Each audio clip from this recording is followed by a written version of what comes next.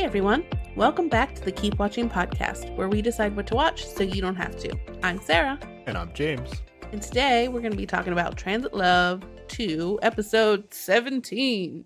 James, we're getting there. We're almost at the end. How you feeling? Are we though? I don't know. There's 20 episodes or something? We're almost there.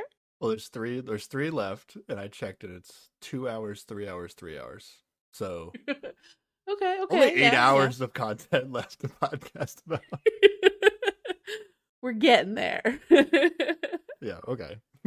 But yeah, well, I believe in the last episode, I said I would be nothing but positive vibes in this episode. Oh, that's right. So You ready for that? Keep that in mind with things I might say later. Okay. Okay. I'm excited for it. Yes, so this was a great episode. Yeah. I mean, I'm pretty sure, as I remember it right now, we'll see as we go through the notes, I don't think we had a single Nyan Hidu fight. That can't be right. Right? That can't be right. I watched this over the course of like again, this is another like nearly 3 hour episode. So I watched this over the course of like 3 days. Yeah, same. So I'm pretty sure they fought. Because I'm kind of remembering. We'll see when I get to my notes, but I'm remembering like some specific things that I wrote down. So no, they definitely did. They definitely did. Get out of here. They didn't fight because this kind of goes over the course of like 2 days. And I don't think they fought on the second day at all. That could be true. That could be true. Yeah. Oh yeah, they don't fight on the second day. Yeah, we'll get to it. Yeah, a different dynamic happens on the second day. Yeah. Yeah. They decide to be delusional for a while. It's a change of pace in a different way. It's fine. Okay.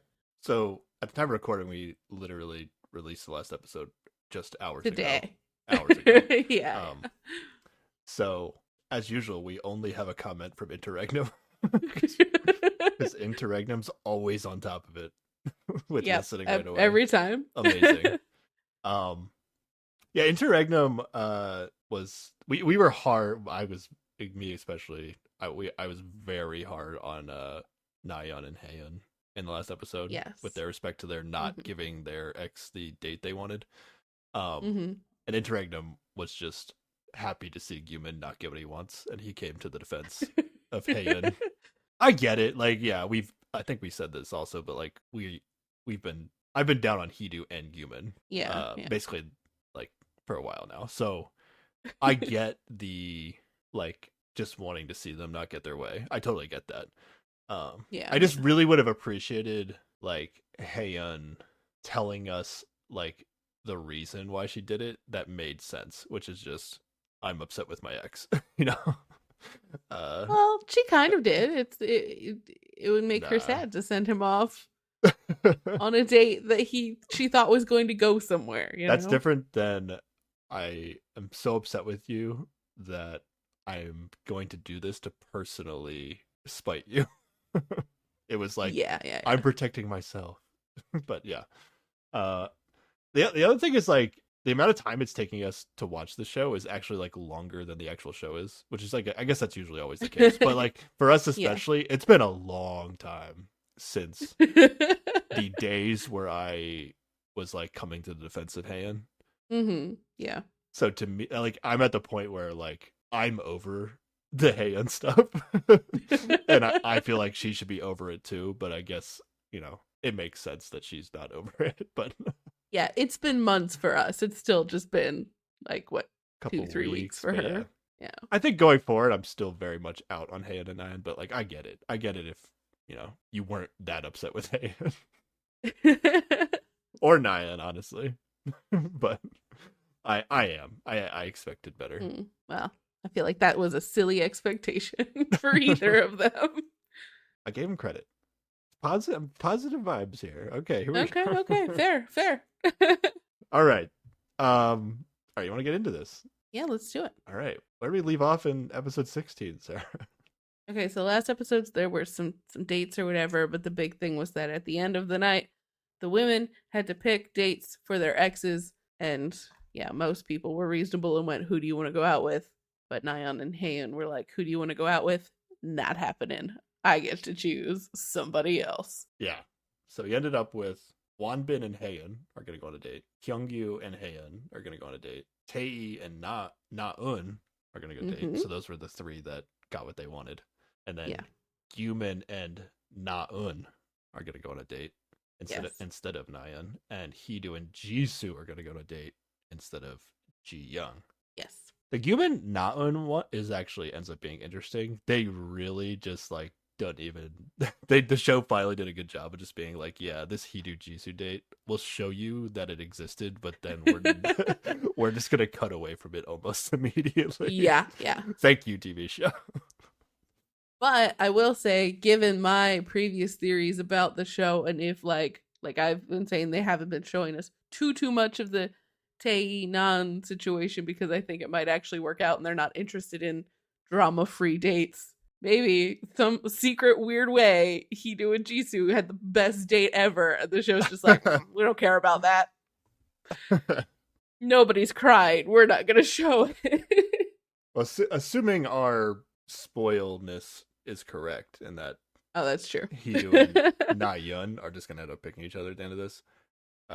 Any Heedu Jisoo date is like very irrelevant to the eventual like conclusion to the story. Yeah. But all right, here we go. Episode 17. Yeah. We started with like this confessional from Nayeon at some time in the future. Yes. Where she is admitting basically that she was terrible for choosing Jisoo, basically. Yeah. I don't know how many days in the future this is, because like shortly after this, she's going to talk to Haeun in their room. Like Nayeon and Haeun are going to talk, the two people that made the terrible decision. And I feel like they're still going to be like very supportive of each other and be like, yeah, you did what you had to do. Like, oh yeah, they completely understand each other and they're like, yeah, of course. Even though one of them has been like directly affected by not getting picked for this date. Yeah. So yeah, Nayeon did not immediately see the error of her ways, but at some point before they stopped filming the show, she did admit that she did a terrible thing. So, yeah. And then Gyumin's gonna invite Haeun to talk after Haeun's terrible decision. It's like a dream come true, but not for her. This is all she's ever wanted, is him to just want to talk to her. Yeah, the plan worked. Got one more conversation. Totally worth it. He is fairly chill, though, even though she just did a shitty thing. He's just like, I'm not gonna, be mad about it. I'll try to understand. I'm just, he finds it funny because she's like super relieved right now. Like she's just like, yes, did the thing. He's not going on a date with Nayeon. And he's just like, you're ridiculous. This is hilarious. Yeah. I think Gyumin, I'm hoping that like he kind of gets that he had this coming. and that's why he's not upset. Like if he had been like really nice to her the whole season and he thought like they had a good understanding and then she did this, like I feel like he might be upset, but like knowing what he's admitted to us that he's like been trying to kind of show her that she doesn't have a chance, and in like kind of over the top ways, in my opinion. Yeah, I'm glad that he's not upset. Gyumin seems reasonable, honestly. Yeah, he does seem reasonable about it, but I don't know that I give him the credit for it being him realizing that he kind of deserves it. I think it's more like he's come to the realization that the whole Nayeon situation is not going to work out for him anyway. So that too. It's really not a big deal. Like she's 100% not going to pick him at the end. He is now her buddy. Yeah, this episode is actually going to be 2 days, which means we get 2 nights of texting in one episode. Yes. I know by the second night he's texting Na-eun. But maybe he texts. But that is also, they went on a date that day, and as tradition holds, you usually text who you went on a date with. On the second day, they don't go on a date, though. On the first, they do. I guess they don't go on an official date, but they do have like a breakfast date situation. Oh, yeah, okay, yeah, that's true. But they don't go to the cafe talk or whatever, do they? Yeah, you're right. Yeah, they don't. Okay. No, wait, they do. They absolutely do. They do? Okay. I was surprised by how little people went to the cafe talk. I mean, it was still a lot of people, but it felt like it should have been more, and I'm not sure if they edited some of them out or what. But we'll get to that. Like, why would Tae not be like, yeah, I'm gonna go hang out with Nayeon? There's like at least 3 people that didn't even go to the cafe, which seems odd. Yeah. I did write like this whole thing does seem a little backwards, where like Han has basically just wanted to talk to Gyumin the whole season, but he is like avoiding talking to her at all costs. And then she does something terrible to him, and then now Gyumin's gonna give her the time of day and like still be friendly with her. like it is kind of rewarding her bad behavior. It 100%. It's very backwards. So what do I know? Han's like mastermind. Like... There you go. Oh, and then Tae shows up to smoke. This was funny. Oh, this is great. They went to like the smoke spot to talk, and then Tae shows up to smoke, and then it's like an awkward like, oh, we'll go, and then Tae's like, no, I'll go, and then they're like, no, you should stay, and then he like sits down and he's like, oh, you can just pretend I'm not here. But then like, they just leave immediately after that, and he's like, oh no. Tae tried though. He was like, I kind of want to hear you guys talk. Just pretend I'm not here. He was curious. Maybe Tae didn't even really have to smoke in that moment. He just wanted to go see what they were talking about. Oh, great. All right, then we get intro music. They're sticking to early on here. I like it. Episode 17, Holding Hands. Which I forgot all about that. Just because it was a couple days ago. But okay. This is the Holding Hands. Okay. Yep. Oh yeah, that's actually gonna be a lot to talk about. Oh my god. All right. Oh yeah. Can't wait to hear your thoughts. Oh, you're right. There is a. There is a fight. There is. Yeah, I forgot there was a fight. I only wrote it down. There is a fight, but actually, when I saw the name of the episode, I actually immediately wrote in my notes, "Oh no, is this going to be the Tae hug all over again?" And it kind of is, but I think I actually have a different opinion this time around. Okay. It's a little different, but it's kind of similar. Okay. All right, but it's still nighttime. We're not going to the next day because we gotta get to our 2 favorite people. You doing Naya? Yeah. Yeah, they have a fight. They're gonna have a conversation. It's gonna be nice to watch. There is a funny moment where he like leaves because he's like done, and then he just walks. That's exactly right back in. That's exactly what I wanted to bring up. I've been talking about this whole time how like. No, like these 2 people enjoy fighting. Like they're living their best lives. These 2 people. Oh, gross. Well, originally, like also like Hidu actually has the right to be upset this time. So this feels. I think I watched this fight because I was like, okay, this is actually a real fight. Like it's like something actually messed up happened. There's something to fight about. Yeah, exactly. Yeah, and also in this argument, like Nayeon is still very defensive about. Her decision, so like she's the confessional that happened early in the episode has definitely not happened yet. She's not remorseful at all at this point. And then exactly, so they're fighting like normal basically, but whatever. And then Hidu just leaves the room, and then he walks around for a couple seconds outside, and then he immediately comes back inside and. Because he decided, I guess, he wasn't done fighting. But he wants to change locations for the fight. I don't know. Maybe that's what it was. But because like the whole time he's like, it's too hot, we should be outside. But then they just go into his room, so it's like, okay, sure. Yeah, because so he comes back in because he's not done fighting, and then he basically says to her like, "Hey, I thought you were going to follow me so that we could keep fighting." Like. That's basically what just happened. So, and then her response to that is like, "Oh, my bad. I'll be right there." Like basically that's what she said. So like both these people are like, "Oh yeah, I forgot we were fighting. My bad. Like we were having a good time and I forgot to continue it." Yeah, you're not wrong. So, yeah. I think I'm even more reading it this way now that they just both enjoy this whole experience with each other. Oh, I can't imagine that. Yeah. And then they immediately so weird. And then they both go outside and then they walk 10 feet over to Hidu's room and go into his room and then continue fighting in there. So yeah, there you go. Did we actually see them fight in Hughes' room, or I think a little bit. Did we? I don't know. Maybe they did. I mean, I only wrote down, then they fight some more, so something must have happened. I mean, I assume they fought more. I don't know. Maybe they're doing some other things. I don't know. All right. Yeah. What else happens? Gyumin is gonna get in some pre-date flirting with Naeun. Yeah.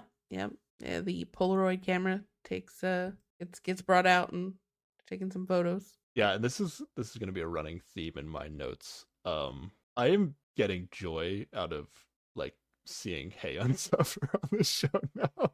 Oh no! I wrote in my notes, I'm rooting for Haeyeon to see this like flirting between you. It is kind of extra funny though if like she specifically chose Naeun for a date with him to avoid him having a good date with someone he might end up with. I know. And then if it like works out, she's just gonna be extra sad and just devastated. I'm rooting for it. This whole time, like, I honestly like enjoyed moments of the show, and those moments where it's Haeyeon's like when she's really gonna be sad about stuff. That's what I really liked it the most. Yeah. It's some weird choice for your good vibes, but okay.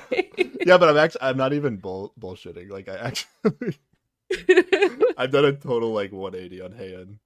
The biggest heel turn of the season. I'm just actively rooting against her.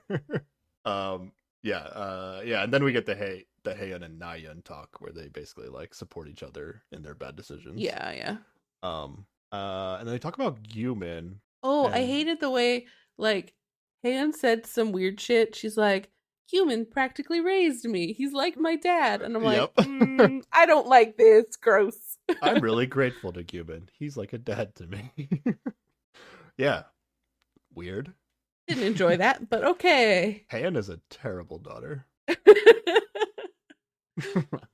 Yeah. Right. I mean, he's not a good dad either. So, there we go. Okay. Wanbin and Jiyoung talk about Jisoo. It really feels like Jisoo's been telling a bunch of people about how she feels about Wanbin, because like Jiyoung is basically going to say the same things that Jisoo's been saying, which are the things that Tae also said to Wanbin. Yeah. Like, she's not the same person anymore. So there's no way all of these people are having the same read, right? Without Jisoo just telling them. Yeah. Okay. Yeah, definitely. Oh no, here's an actual fun scene that we should talk more about because it was a fun scene. Jiyoung and Na decide to go in the pool. Oh, yeah. Let's go. Okay, we're getting the pool scene. And I thought like Jiyoung Naeun and Haeyeon were also going to go in, but then they get cold, and so everybody leaves and goes to the sauna. Yeah, Jiyeon and Naeun, they go to the room and get Naeun and Haeyeon, and then Jiyeon and Naeun get in the water and they're having a good time, and I was like, oh, this is fun. And then Naeun and Haeyeon get there, and then they just like totally whip out, and they're like, it's too cold, and then they go. Yeah. So then they all go in the sauna instead. Except there's no sauna cam, Sarah. Yeah, I know there's no sauna. We don't get to see inside the sauna, so that was no fun. But I think, maybe it's the next day. There's some random ass shot of Naeun waking up at dawn in the sauna and just stumbling out like she fell asleep in there for the evening. Yeah, what was she doing? I think that's the next day. It was very weird. What was she doing in there, and who was she doing it with? That's what I want to know.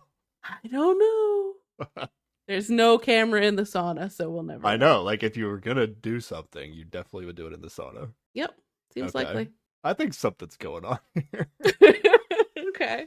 There's also this, like Gyumin is getting off of Naeun in a way that, like, it feels like more than what we've seen might have happened to get him off of her so drastically. Like, I don't know. The show's trying to show him being very understanding of her situation, like, but maybe it's like other things we're not seeing that are really just making him okay with stepping back from this. Yeah. Like, things that wouldn't make Korean television might be going on. I'm not sure. Maybe. I don't know. Got no proof for that, but I have no proof. I'm just like, why did she fall asleep? Wild speculation. And like all her clothes, like she was wearing her normal clothes in the sauna. Yeah. So it wasn't even this night. It was like the next night. Yeah. Yeah. But we do get audio from them in the sauna where each of them are saying that their ex is the best looking one. Yeah, at least like Jian says Tae's the best, and Nayeon says Hidu's the best. I'm not sure about everybody else, but it seemed like Gyumin was like a popular choice. I guess it's true that Nayeon also agreed that Gyumin was handsome when Haeun brought him up, but she still said Hidu is the best looking one. But did we get I don't think we got Naeun. We didn't get Naeun's saying anything. Yeah. But she didn't object when people were talking about Gyumin. I don't know. Yeah. I don't know that she objected when anybody was talking about anybody. Yeah. It was funny that they were all being like, yeah, my ex is the most handsome. Makes sense. I mean, weird flex. Probably like probability wise, when you do this show, more often than not, they're gonna think like their ex is the most handsome because it's like they dated them before and there's a reason for that. Yeah, they are presumably their type. Yeah. Yeah. And then I don't know how long they were in the sauna for, but they like returned to their rooms at like sunrise. But maybe it was already like late in the night when they went there. It probably was. These things run real late usually when they. It didn't seem like the men stayed up nearly as late, or at least didn't do anything interesting. Yeah. Also, probably Jisoo went to bed much earlier than all of these women did. Haeun's gonna talk to Naeun about Hyungyu before they. Naeun is bed. Like properly like a really good wingman for Hyungyu. She's just like telling her all these good things, like, and it seems like everything she brings up, like Haeun's just like, oh my god, that is exactly my thing. Yeah, because she's like, I'm always cold, and she's like, Hyungyu's warm as shit, and then Naeun's like, he wears tracksuits, and Haeun's just like, that's my favorite thing. I don't know why she's really into guys in tracksuits who never dress up, but she's just like so pumped about this guy after this conversation. I don't get the tracksuit thing, but at some point they also use the term like workout clothes, which I get. Like, I do like wearing workout clothes and think people look good in workout clothes. But yeah. But it's this weird dynamic where like Haeun seems to like Hyungyu more when she's like talking to Naeun about Hyungyu than like when she's actually with Hyungyu and talking to him. Well, it's because like they're going through the awkward stage of this. They've known each other for a day, 2 days at this point, whereas Naeun has the insight of the like once he's comfortable and is like expresses himself to you, this is what you're gonna see. Like she knows the long game in terms of this guy, so I think that makes sense. Maybe I'm going too far with this, but like I also think this is like kind of a fucked up scene, and like it ends up like not being harmful because Naeun is like so cool about her ex, but in a world where like Naeun does care about her ex or is still interested in her ex, this whole like having Haeun not give Gyumin the date he wants because she is attempting to get back with him and she's still obsessed with him, but then now, like immediately after she does this terrible thing to Gyumin, she's then gonna go talk to Naeun about her ex and basically make it clear to like her that she's interested in him, even though she just did this terrible thing because she's obsessed with her ex. I don't know. It's like it's kind of fucked up. Honestly, yeah. Like it absolutely is. Like her actions just don't make sense, and if Naeun was like a little bit more emotionally invested in her ex, like I think it would be fair for her to like be really sketched out by Haeun, like with all these different events. Or maybe she doesn't really fully get what Haeun did to Gyumin. I'm not sure. Yeah, I don't think like she hasn't seen the full scope of Haeun crying for how, like she's been here for less time, so she has not seen the full Haeun meltdown over Gyumin situations. I think, but to a certain extent, she does understand the situation, because when they had the conversation with their exes while they were picking the dates, she specifically does tell Hyungyu, like, she's like super into her ex, right? Like, you should be careful about that. So she does show some concern and is aware of it, but like he's okay with it. So, and he really wants to get together with her. So she's just helping a bro out, Yeah. Yeah, I guess she is aware of it. I mean, the choice that Haeun made was for Gyumin to go on a date with Naeun, which is something that Naeun was interested in. So maybe that, like, because it worked out that way, Naeun's not as focused on, like, the negative aspect of what Heian did. And like she might even have thought that Gyumin said, "Hey, I'd like to try a date with Nan." Like she doesn't know. Yeah, that's possible. That Gyumin was like Nayeon all the way. Yeah, it's just like I don't know. I was looking at it as like Heian is like simultaneously being terrible to Gyumin while also making it seem like she's only interested in Gyumin, but also pursuing another guy at the same time. So it's like it's too many things. A messy human is Yeah. true, but I think she's mid process here. Like I'm still convinced that she's gonna transition over to just being into Hyungyu by the end of this.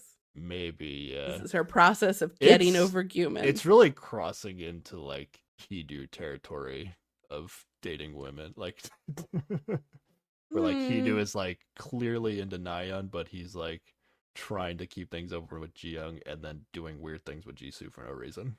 Like it's too much. It's too much, and I feel like Heian's like kind of crossing over to that, but that's what the show was designed for, right? Like you're supposed to date new people, maybe date your ex, get a little messy, Yeah, I'd be fine with it if she didn't just do what she did to totally Gyumin, screwed but Gyumin in the over. context of what she just did, it's too much to me. But okay, but it makes me feel good about myself. So that's my positive. My positive spin on anything that's negative about the show is that hey, at least it's not me in there. At least I don't have to deal with this. All right. Anything else before the next day? We get a very short scene where Nayeon is talking in her sleep and she just calls out, Hidu. Oh, yeah. I had that as part of the next day, but yeah, she's sleeping and she says Hidu in her sleep. And Heian is still awake and like notices this and is amused and will bring it up later. Yeah. She even dreams about fighting with Hidu. And I mean, that makes sense because like when you sleep, your brain is processing your memories from the day. So like stuff from the day is more likely to end up in your dreams. What I'm saying is this is a good dream. It's a good dream about Hidu because they're fighting in the dream. Yeah. Maybe. Yeah, so when eventually Nayeon does get up, Heian is going to tell Nayeon that she heard her say Hidu in her sleep. And then Nayeon just suggests that they should tell Hidu that this happened. But then later she just does. She just tells Hidu, like... Well, Heian's going to tell Hidu first, right? Yeah, exactly. Yeah. But, like, this is, like, I don't know. If there's ever any evidence that Nayeon was all in on Hidu, like, this is it, right? Like, you're not telling... I don't know. I mean, I don't have much experience with this situation, but, like, if somebody told me that a girl said my name in their sleep, like, that's gonna make me feel good about myself. So well, the context is important. We don't know the full context because I've definitely had dreams where I was yelling at somebody and I talk in my sleep and I might have said their name in my sleep, but the dream was not good. I did not like that person. So oh really? Okay. It could go either way. Unfortunately, Nayeon can't remember the context in which she said Hidu's name in the dream. Yeah. But I don't know. I mean, either way, they're dreaming about you. You can work with that. Yeah. Regardless, she's definitely into Hidu again. It's never going away. All right, let's get to these dates, right? I just have to complain about the first thing that happens in the morning is that we have to watch Hidu on a run with like drone footage for like 3 minutes. And I'm like, this is why this episode is 3 hours long. We didn't need to see this. I don't care about this. Yeah. I mean, that's their like Singles Inferno content because like Hidu's like the buff guy. I guess. Yeah. I mean, we don't like him, but like he's probably got the best body on the show. So no. I preferred this surfing time when it was Tae on the beach. That was way better. That fits your preference, but that fits your preference, but the more popular body type that people are going to be into is Hidu's, I think. Well, okay, fine. All right.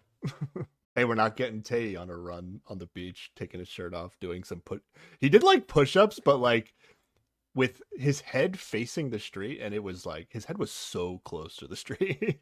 Yeah, he was like on the sidewalk taking up all the space. This was not like a zone where I would stop and like do my little workout. Yeah. Yeah, I was also like, this is a lot to watch, but I didn't get that upset into it. It was just like normal television nonsense to me. All right. uh all right, Haeun and Hyungyu date. Let's go. Oh yeah, let's go. This is all you, Sarah. What's happening Okay. here?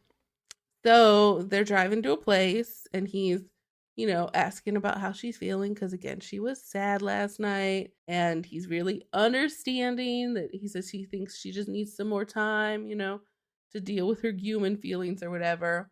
And he says that human must have been her first love. And then he's like, oh, yeah, I would probably cry a lot if I was here with my first love. So I totally get it. He's very reassuring and kind about the whole situation. And it's nice. Yeah, we find out his first love was actually in high school, so his first love was not Naeun. Naeun, yeah. Yeah, and he's very understanding of it all. And then he's gonna talk about how I think he talks about how he cried a lot after breaking up with his first love and everything, and how he was sad, so he understands.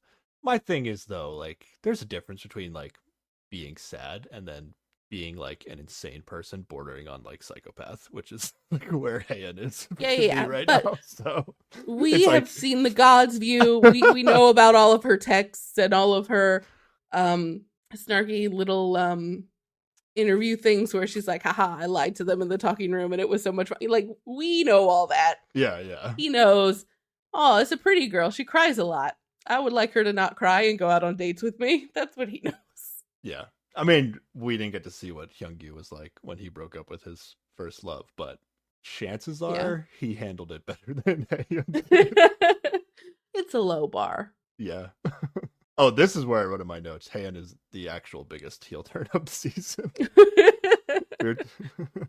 All right. Yeah. I don't think you're going to beat that one. Yeah, that's Haeun wins biggest heel turn of the season, I think. Lock it in. All right. Yeah, that makes sense. Somehow this date is not them wearing workout clothes, which is disappointing.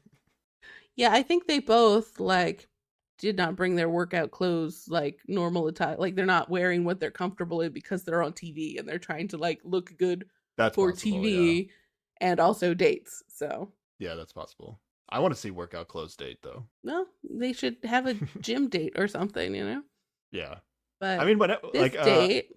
I was thinking Jisoo and Gyumin had a rock climbing date, which I think was probably that's true, the closest. But then the water activities dates are it's not really workout clothes, but it's I don't know, the surfing and the water activities are a little bit you're wearing what's comfortable for the activity or whatever. Yeah, exactly. But I think in terms of actual workout clothes, Jisoo and Gyumin rock climbing was probably the closest, or maybe the only one you're right. The whole season. Yeah. The only one, yeah. But Haeun and Hyungyu go on a fishing boat. He helps her put on her life vest, which is nice and cute. And there's some cute hand holding that happens when she's like, oh, my hands are so cold, and he's like, oh, my hands are so warm.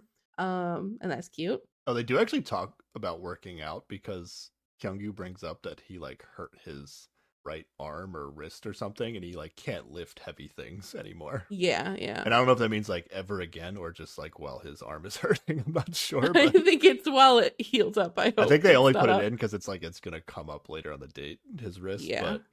But they did actually talk about working out at least a little bit, so they bonded over the thing that they both like. Haeun did use the information at some point, even though she didn't wear workout clothes, but she did talk about working out. Yeah. There's a boat guy that's teaching them how to fish, and at some point he shows Hyungyu something, and then it's Haeun's turn, and he's like, "Here, show your girlfriend," and they're both just I can't function, and it was also cute. That's classic old person. Just assume, yeah, two young people are together, and they just try to spark the moment by assuming that they're boyfriend and girlfriend, even if they might know that they're not. Yeah, presumably anyway. They know they're on a dating show, right? Because the production had to, get everything approved and explain the situation. Yeah, classic old person trying to spark some young love. Oh, there is a part where she is almost catching a fish, but it's really big, so she can't get it on her own. So he tries to help her reel it in, kind of like Ghost style, with the pottery. It's very cute. It's perfect for a date. Yeah, minus the fishing part, but yeah. Well, yeah. But I mean, just in terms of like the physical contact and closeness and helping do a task. Yes. Yeah, I refuse to write down anything in my notes that involved commenting on the fishing. So I have nothing to say about the fishing. Don't get it. Don't get why this... I mean, they're on Jeju Island, so maybe this is like a popular thing on Jeju Island, but... yeah, it definitely is. Yeah, don't get the appeal at all. The part I wrote down, though, is like there's a point where they're like looking at their phones, and apparently Tae has changed Haeun's name on her own phone to like Haeun the puppy. Yes. And it like he may at one point made it like Haeun the idiot or like something like that. I forget. Oh yeah, like Haeun the fool. I think like, is what my subtitle said. Tae has like changed her name on her own phone multiple times, but it currently says she has no idea how to fix it. Yeah, she doesn't know how to fix it. So, but she gets Hyungyu to fix it, and he just like casually is like, "Okay, no problem," and he just fixes it for her. He could have changed it to something like I thought he could have done something cute. That's true. But he just kind of like fixed it, and that was it. But yeah, to each his own. Yeah, Taeyeon does seem to have a good time on. They're like sitting arm in arm for part of it. Like they're feeding each other. They get pretty close on this date, it feels like. Okay. All right, we'll see. And then he awkwardly has to drive her to her date with Wonbin. Oh yeah, that's a dynamic on like multiple of these. Oh, he drives her to Wonbin. That's how this one works. Well, I think so, but when she meets up with Wonbin, she's alone, so it seems like he just drops her off at the spot where she has to wait for Wonbin. Okay. Whereas it is different when we get to the Tae Naeun drop off. Tae Naeun transition to Naeun Gumin is maybe one of the best moments on the show, honestly. It was pretty good. It's so awkward. Hyungyu opens the car door for Haeun. Mm-hmm. Thoughts, Sarah? It's nice to open doors for people. Really? Okay, I thought you'd be a little anti this, but okay. It goes in both directions, though. Like, I'm not a dude has to open doors for women, so it's like it's just nice to open doors for people.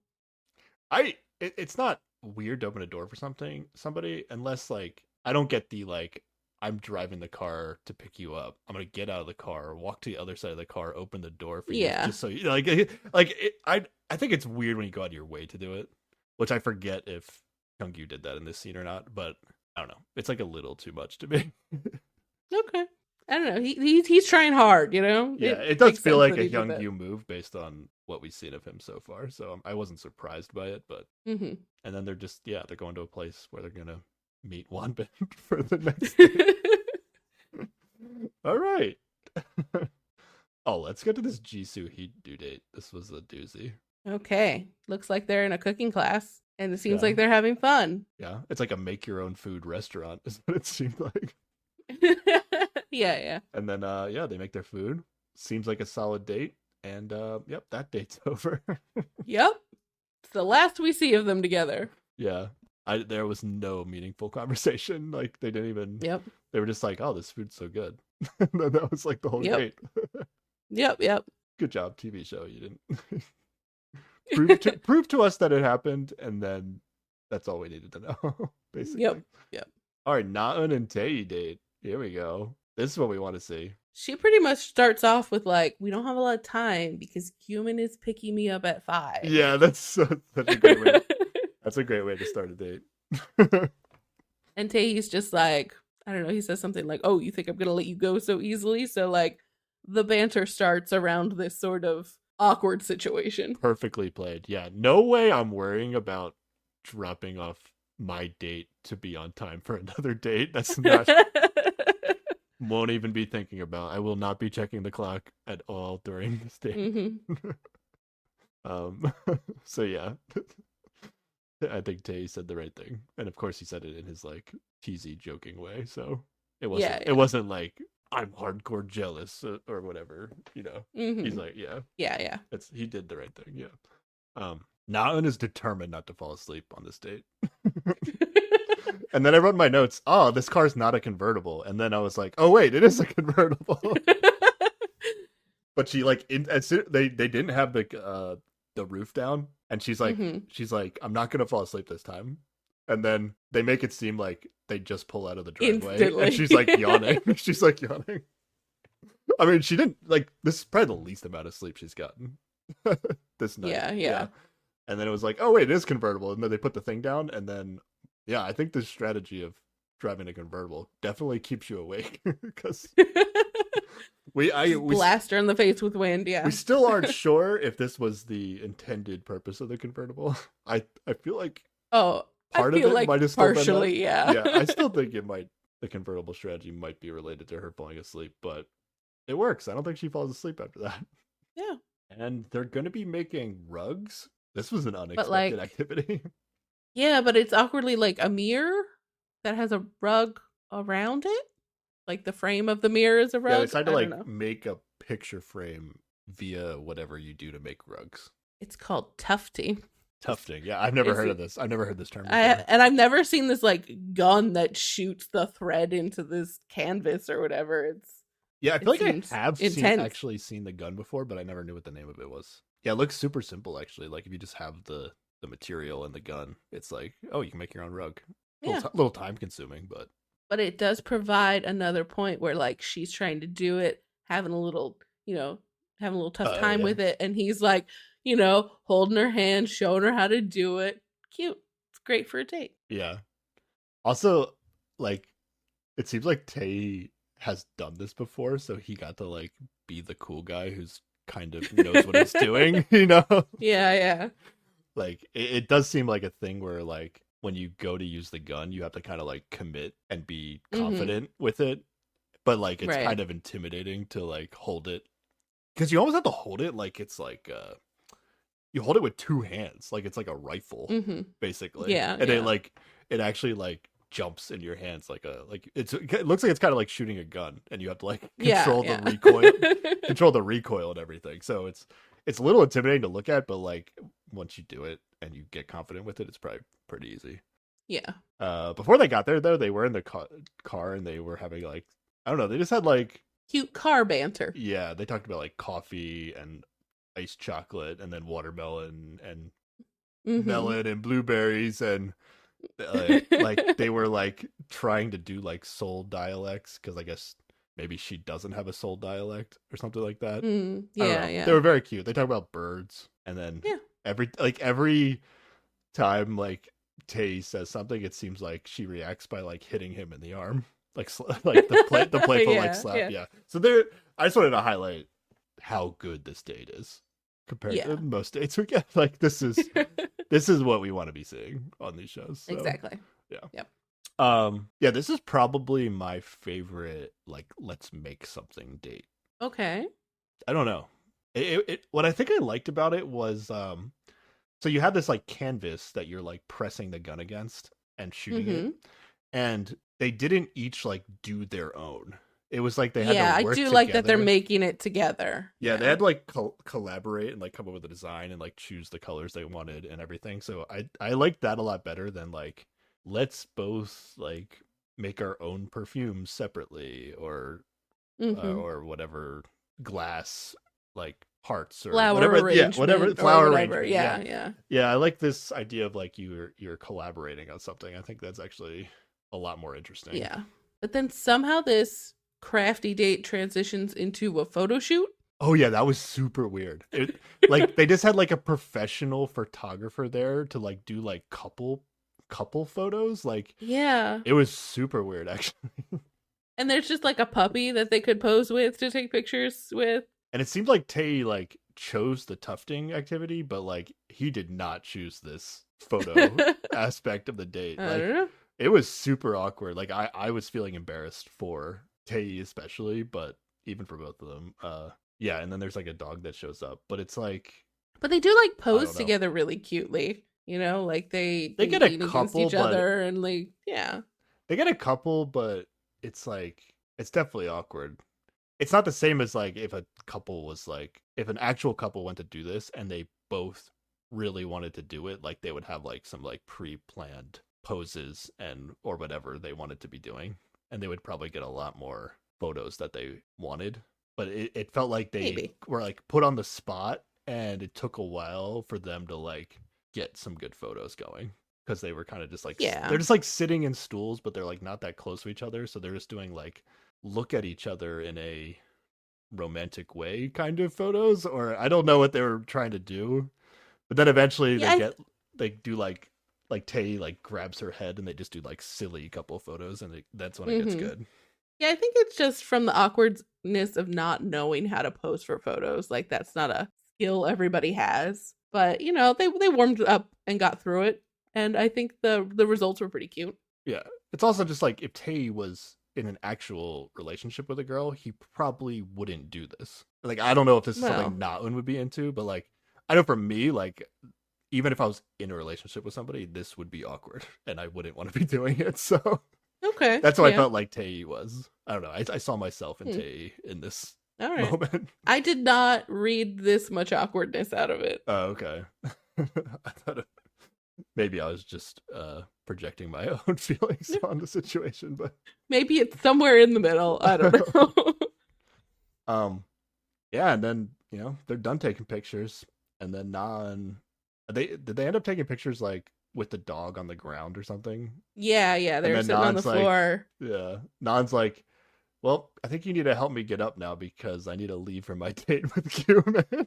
I don't even know if she mentions their date with Gyumin, but he definitely says like, well, why should I help you up when you're just going to leave to go cheat on me? So she definitely said like, help me up, I need to leave soon or something. Oh, okay. And then Tae's like, why must I help you when you're going to cheat on me? And then he like actually doesn't help her up, which was funny. Or like I think he would have eventually helped her up, but then like she just got up by herself, like before he could like finish the process of the bit. Yeah. So it was a little awkward that he didn't get to finish that.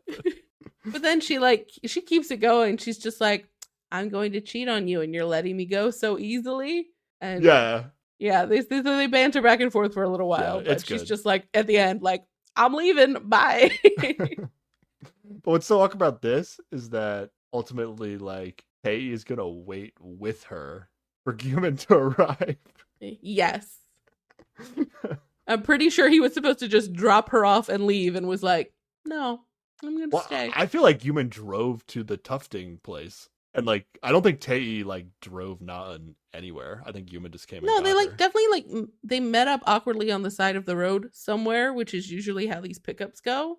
Whether it was near the tufting place or not, I don't know. I got the sense that they just like walked out to like the main road from the tufting place. Maybe. Yeah, I don't know. That's how I felt. Regardless, I don't think he was supposed to be there when Gyumin rolled up, but he probably refused to leave.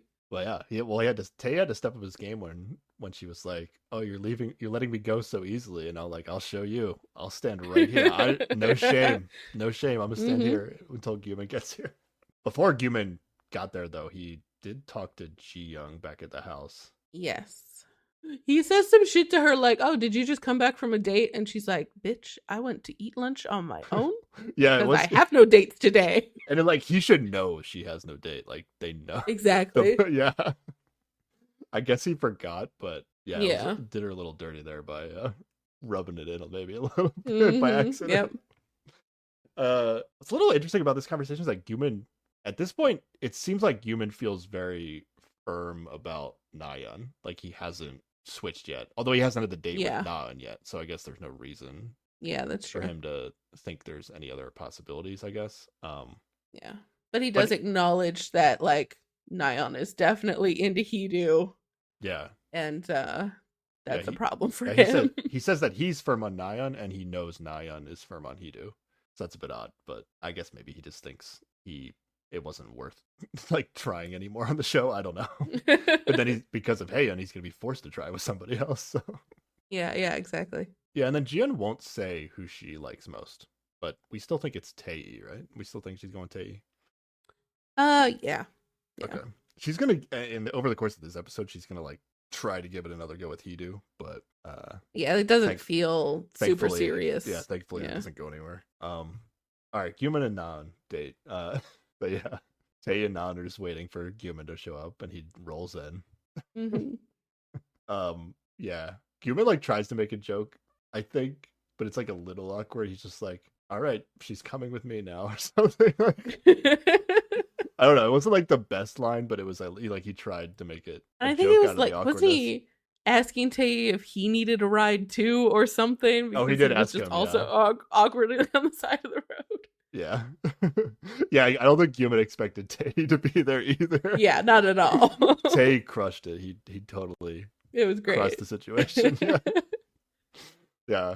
Gonna go on another date. I'm gonna make this awkward as hell to start the date. see if you can recover from this awkwardness. And then they go to a restaurant. They're not going to a cafe. We were promised cafe. That's true. They're basically like sitting at the bar of the restaurant, and like their seats are like really far apart, and she's just like, you can sit as close as you want to, you know, like you can scooch over here. Yeah, I guess that's not Gyumin style. I was trying to remember like how he acted with Nayeon, and they definitely weren't like super close in proximity. Yeah. Until like maybe their third date or something. Mm-hmm. I feel like. But yeah, Gyumin says like he thought they would be similar to each other, but Naeun would be more stylish. Yes. And then they both like complement each other's style, which I have no gauge for what is a good style, but did you have thoughts on their two looks for the day? I mean, I'm never impressed with the guys, I feel like, on these shows because they always wear like baggy clothes for the most part. They both seem to line up with what I have seen be popular in Korean fashion, you know? Okay. Like they seem to be on top of their game, I guess. Yeah. Oh yeah, and then Naeun was wearing like a suit jacket. Yeah. Which isn't like my favorite look, I would say, either. So I could have just been wearing workout clothes then. Would have been better. Yeah, but that's not who they are, you know? Yeah, I guess that's true. I mean, Gyumin works out every day, but I guess he doesn't wear workout clothes. Yeah, but I don't casually. think he's a exactly. Yeah. He gets his workout clothes done in the morning, and so he doesn't have to put them on again the rest of the day. Yeah, Gyumin asked why she picked Tae from the talking room. I thought that was a good question. Yeah, and he also asked what she thought of him after the talking room. Yeah, she says like Tae was just the most fun to talk to, and then she tells Gyumin that he seemed like super defensive, which is like, yeah, well, yeah, he didn't know who he didn't know who he was talking to, and there was a chance he was talking to Haeun. So like, yeah, exactly. Yeah, I can't fault Gyumin for just like playing it safe for whatever that conversation was.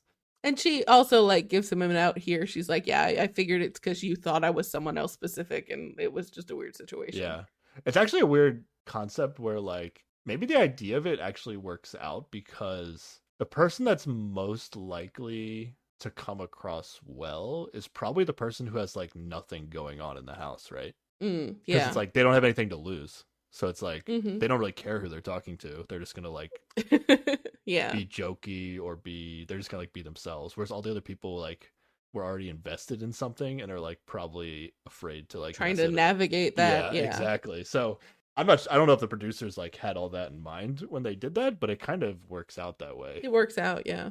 So yeah, because Tae was very much non-factor at that point in the season until the. You remember that time where everybody had dates, but he had to leave the house so nobody would know that he didn't have dates? That was great. That was so sad. Those were the good old days. And he's like, I went home and did my taxes. It was so sad. Oh, those were the good old days of the show. I think. I like that he has dates now. Of course, he stayed at the drop off for Naeun. Yeah. Oh, she has a really great line where she says that she's really narcissistic and that she thought that everybody would like her, and that if anybody didn't express their feelings for her, it was just because they're really shy. Wait, she said that? Yes. Oh wow, I think I missed that part. That's okay. It's like an excellent self-awareness. Yeah, it's like conceited, but it's also self-aware, so I don't mind it as much. Yeah. Yeah, that is an interesting. It also is like a funny thing to say. Yeah, and she said it in a like jokey, smiley way, so it was great. I'm curious, like if Naeun never dated Tae on the show, like I'm curious, like how much of Tae's personality has affected Naeun's personality on the show. What do you think? Like she's very open. It seems to like be jokey all the time, which I don't know if. But I think she shows that when she's here with Gyumin, and not just when she's with Tae, Tae. I would think that if she was just like bouncing off of Tae, you would only see it when she's with him. What I'm saying is all like the time. What I'm saying is like she's only had dates with Tae, and she's had so many of them that like this is like so it's easy for her to be. It's like by default how she is flirting on the show now. You know what I mean? Maybe I don't know. I don't know. It feels authentic. Like I believe that this is how she would normally. Yeah, she's good at it, regardless of if it's like her normal go-to or not. But yeah, she is good at it. And then Gumin asks her what her ideal guy is, the classic. And I think she gives maybe the best answer to this question in the history of the shows we've watched. Yeah, she says she wants a smart guy she can have a conversation with, someone who is considerate, and she wouldn't mind him being handsome and fit too. Yeah, I like that. It's like you give like a good answer to not like appearance, and then you throw in the appearance at the end because like who are we kidding? Like, obviously, that is part of it. I actually I think it's one of the best answers we've ever had to that question. Yeah. Mm-hmm. Also, apparently, Gumin has referred to Naeun as cute 4 times. Yeah, she calls him out on it. But he can't remember any of them. Yeah. And she's just like, you just find a lot of things cute, huh? Just have to comment on them. Or at least I guess he must be like willing to use the term like pretty nonchalantly.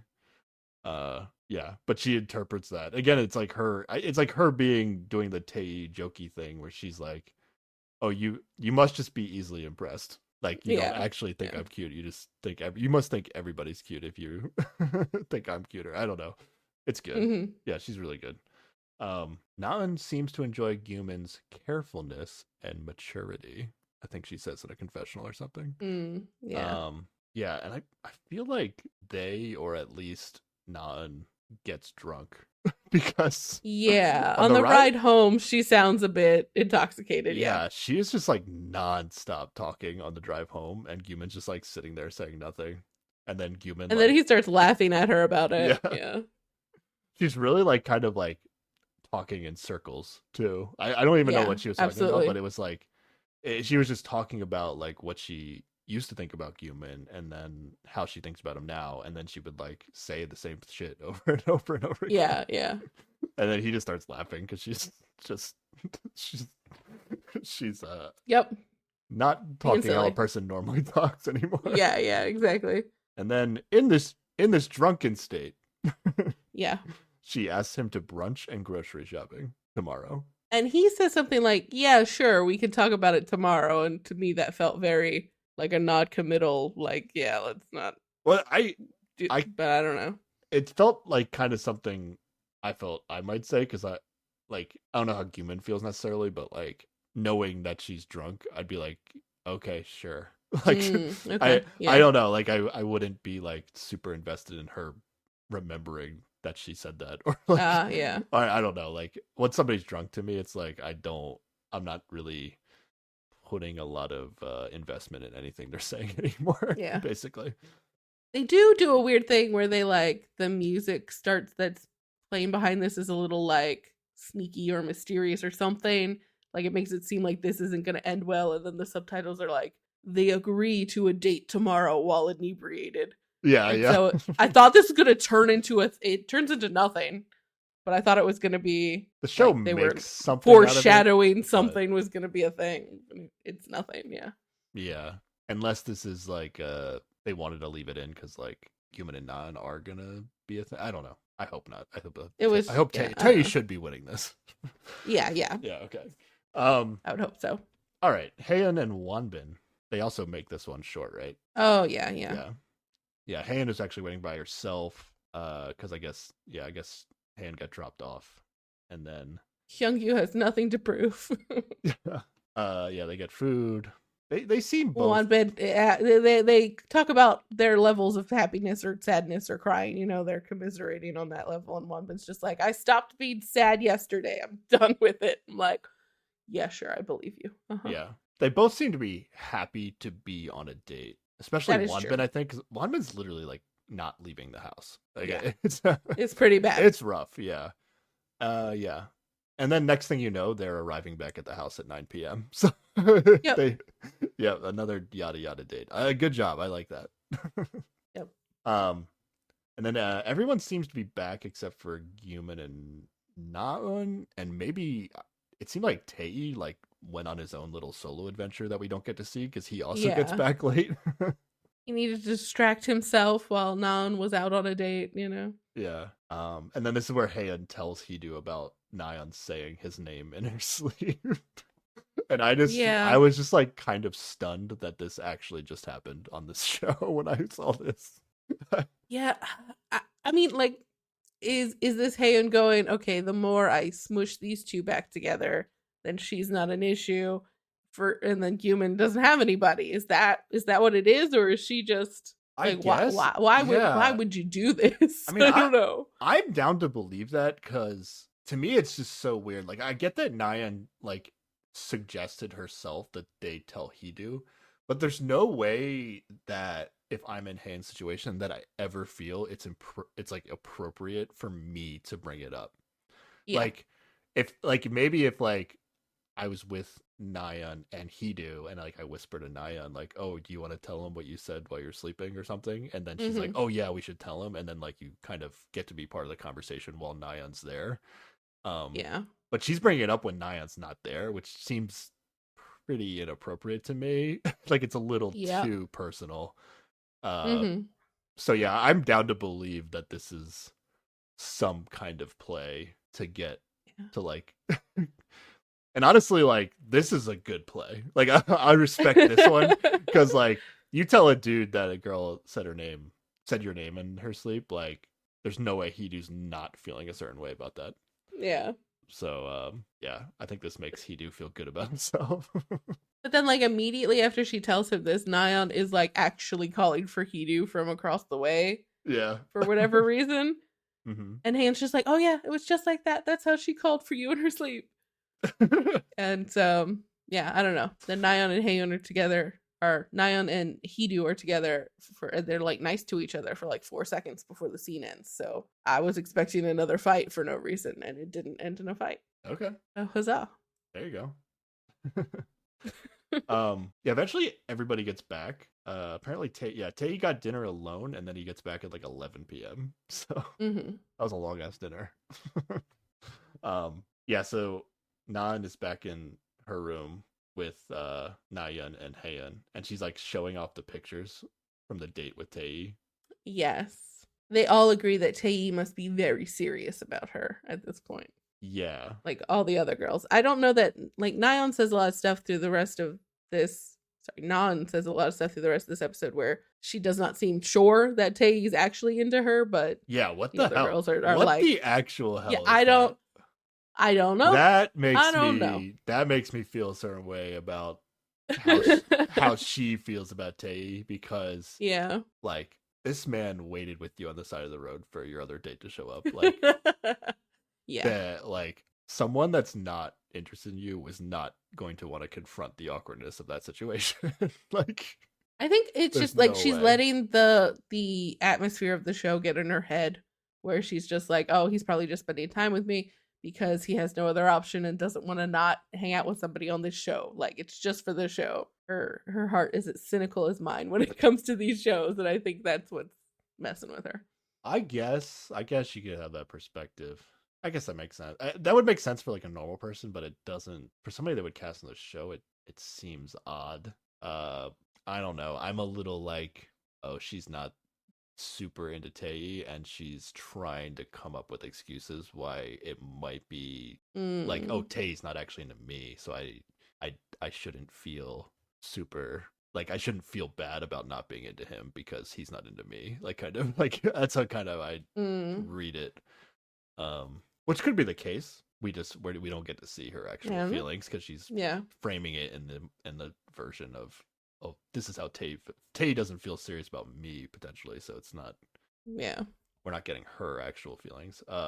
Yeah, and then they're eventually like Ji-young comes into the room to check on them for like ordering food or something, and she just like swiftly like slides over to her desk and like shoves the pictures with Tae into her drawer so that Ji-young doesn't see them. But I feel like Ji-young sees them immediately when she walks to the room, because she definitely like gasps when she comes in.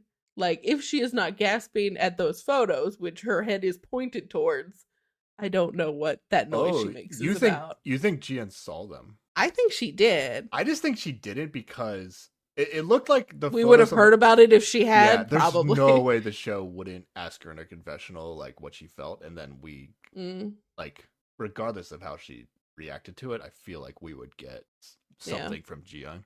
I would say it kind of looked like the pictures might have been face down on her desk. Oh no, they were face up, and then like in the process of putting them in the drawer, she turns them upside down. Oh, okay. This is an extra layer of protection.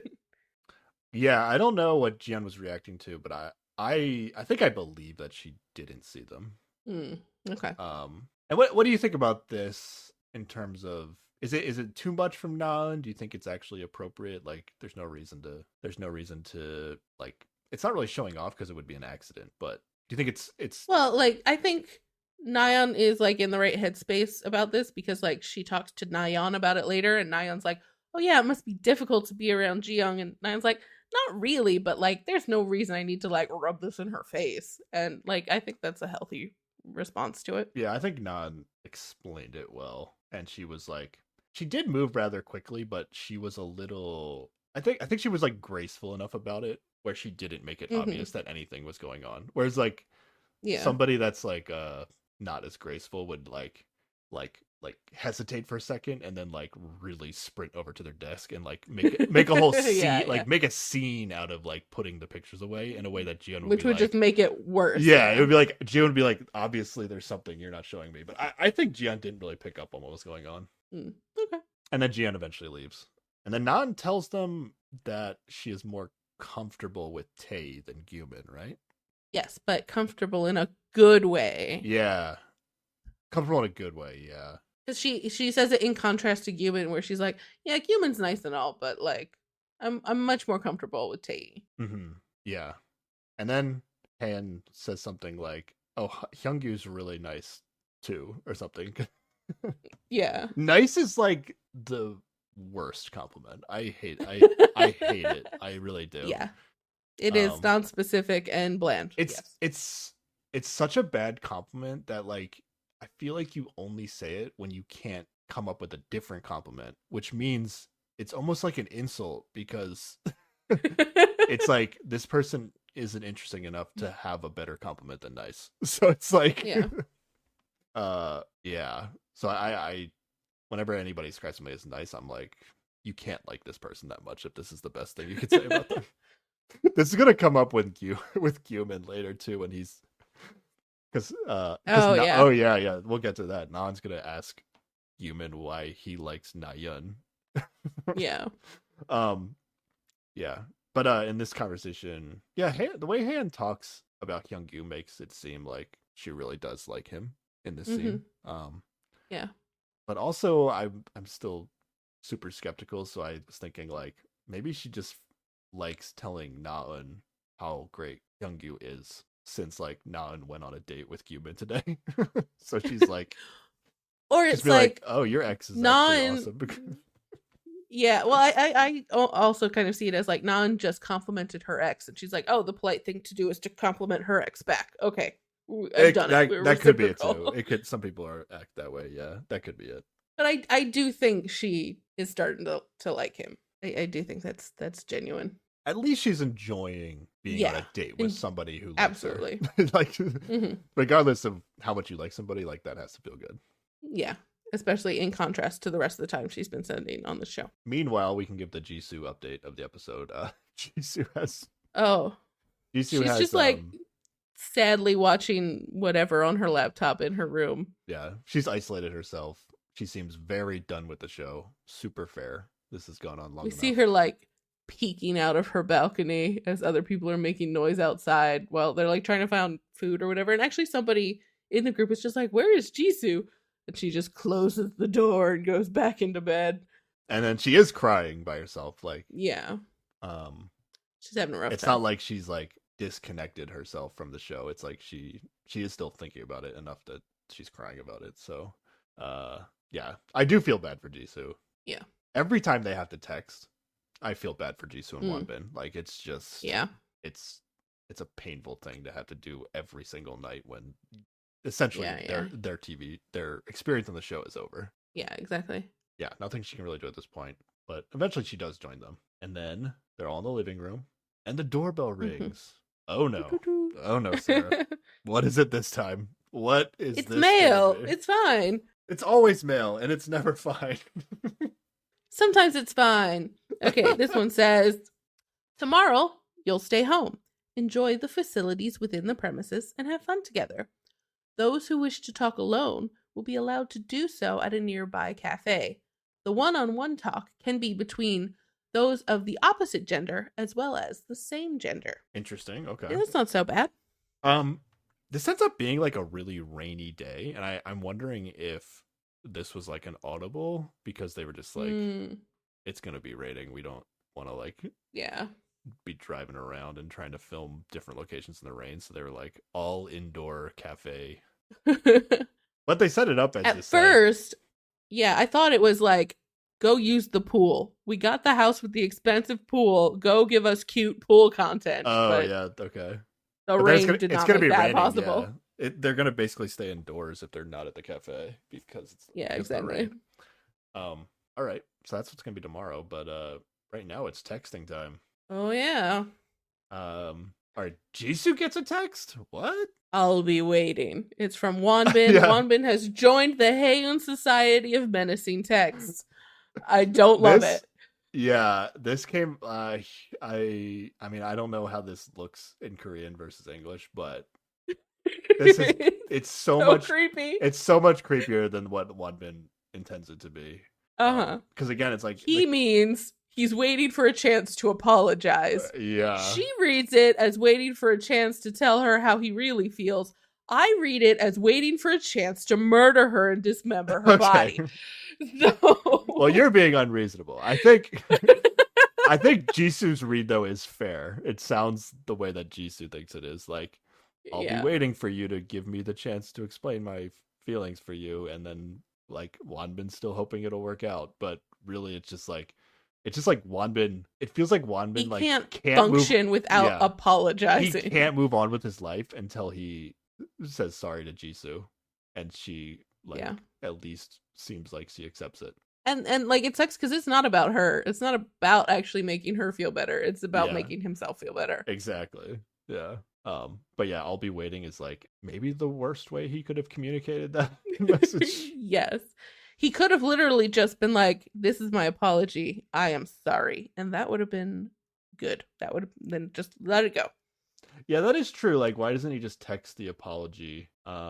It could be like a respect thing where he's like doesn't want to actually give it the apology unless she's ready to hear it. But also he could just like text her one time with the apology and then be done with it. But yeah, I because he can't get a response, like a text response back. I think what he really needs is like he needs to say the apology and then he needs to hear her at least seem like she forgives him, and then he can move on with his life. So I guess a text wouldn't really accomplish what he's looking for. Yeah, because again, it is a selfish act. It's not actually like he's not trying to make her feel better. Yeah, there's not there's no apology that makes Jisoo feel better. So, like, she's still on the show and it still sucks. So no matter how exactly. No matter how he apologizes, all right, yeah. Wanbin gets 0 text. Yep. But then we see that Jisoo texted Heedu before. Yes. We're gonna get that later. I mean, they did go on a date. That makes sense. That does make sense. Yeah. Heedu gets 2 texts. Here's a text I hate more than that Wanbin text because the implication. It just sounds bad in English. Oh, it's good. I enjoyed being stuffed today. Thanks, from Jisoo. If you know what I'm saying. You know what I'm saying. I hate it. Hey, we don't know what happened on that date. That's true. Like, we have no idea. They didn't show it, so maybe that's an indication that something did happen. Because they definitely wouldn't show it if it did happen. Yep, you are correct. But pretty sure they just ate a lot of food in their cooking class. It's fine. But I read that and I laughed for a while. Okay. Yeah, that was the bet. That was like the easiest setup ever for if you know what I'm saying. Then the second text is "Have fun with me next time," and this is from Nayeon. Classic. Yep. Classic Nayeon. And then If only she knew what Jisoo just texted him, because when you get this back to back, it sounds like she's saying, I want to get stuffed with you next time, if you know what I'm saying. Yep. Oh. All right. Good job, TV show. Good job texting. Good job, Jisoo. Maybe Jisoo knew what she was doing. Like, maybe it's actually similar in Korean. And it is probably, like... we have no way of guaranteeing that it's similar in Korean. Like, the implication is there at all. This is entirely on us. This is our fault. I don't know. Like, I don't know. Jisoo's got nothing to do on this show. Might as well just, like, make it sound weird as possible. That doesn't seem like Jisoo at all. She didn't even like Nayeon giving a side hug to Tae. So. Oh yeah, 100%. Yeah. All right, Jiyeon gets 0 text. Nayeon gets 1 text. I believe we need a drastic change, whatever the result may be. And this is Heedu. This is such a weird choice to do as a text. Like, yup. This is definitely an in-person conversation that needs to happen, but like, yup. I don't know. But he's incapable of doing feelings proper, so maybe this was his only way of getting it out. But then, of course, Nayeon loves this text because it definitely shows that he is willing to change. Yeah, and it definitely is not suggesting that he wants her to change, which is far more likely. No. He's never asked her to change or demanded or expected. Yeah. She is like this. There's nothing like really positive about this text, but she's choosing to interpret it like the best way possible, which is she's like, we're gonna change and make this relationship work, and it's like, you're not gonna change and it's gonna be the same it always has been. She's not using past experience to like properly make the best guess as to what this text means. Interesting. Okay. Tae gets 1 text. Give me a bike ride tomorrow. This is from Jiyeon. Oh yeah, she got so gel from that bike ride with Na, and she did. She doesn't even like bikes, but she's like, "Give me a bike ride." And then he gets a second text. They use it like dramatically later for suspense, but I'll just say it now. Let's eat breakfast the next time. The drive was nice. Sorry about dozing off at times. From Nan. Yeah, did she doze off again today, or is she just still referring to the other times? I think she still dozed off a little bit. Oh, you think so? Car. Yeah. Damn, that's crazy. But now it sounds like she's double booked for breakfast. It does. And so I thought it was going to be a thing. But it's still not a thing. Probably because Tae does not wake up in time for breakfast, so it's not a big deal. Breakfast is a very loose term on this show, I think. That's true. They don't really wake up in time for breakfast.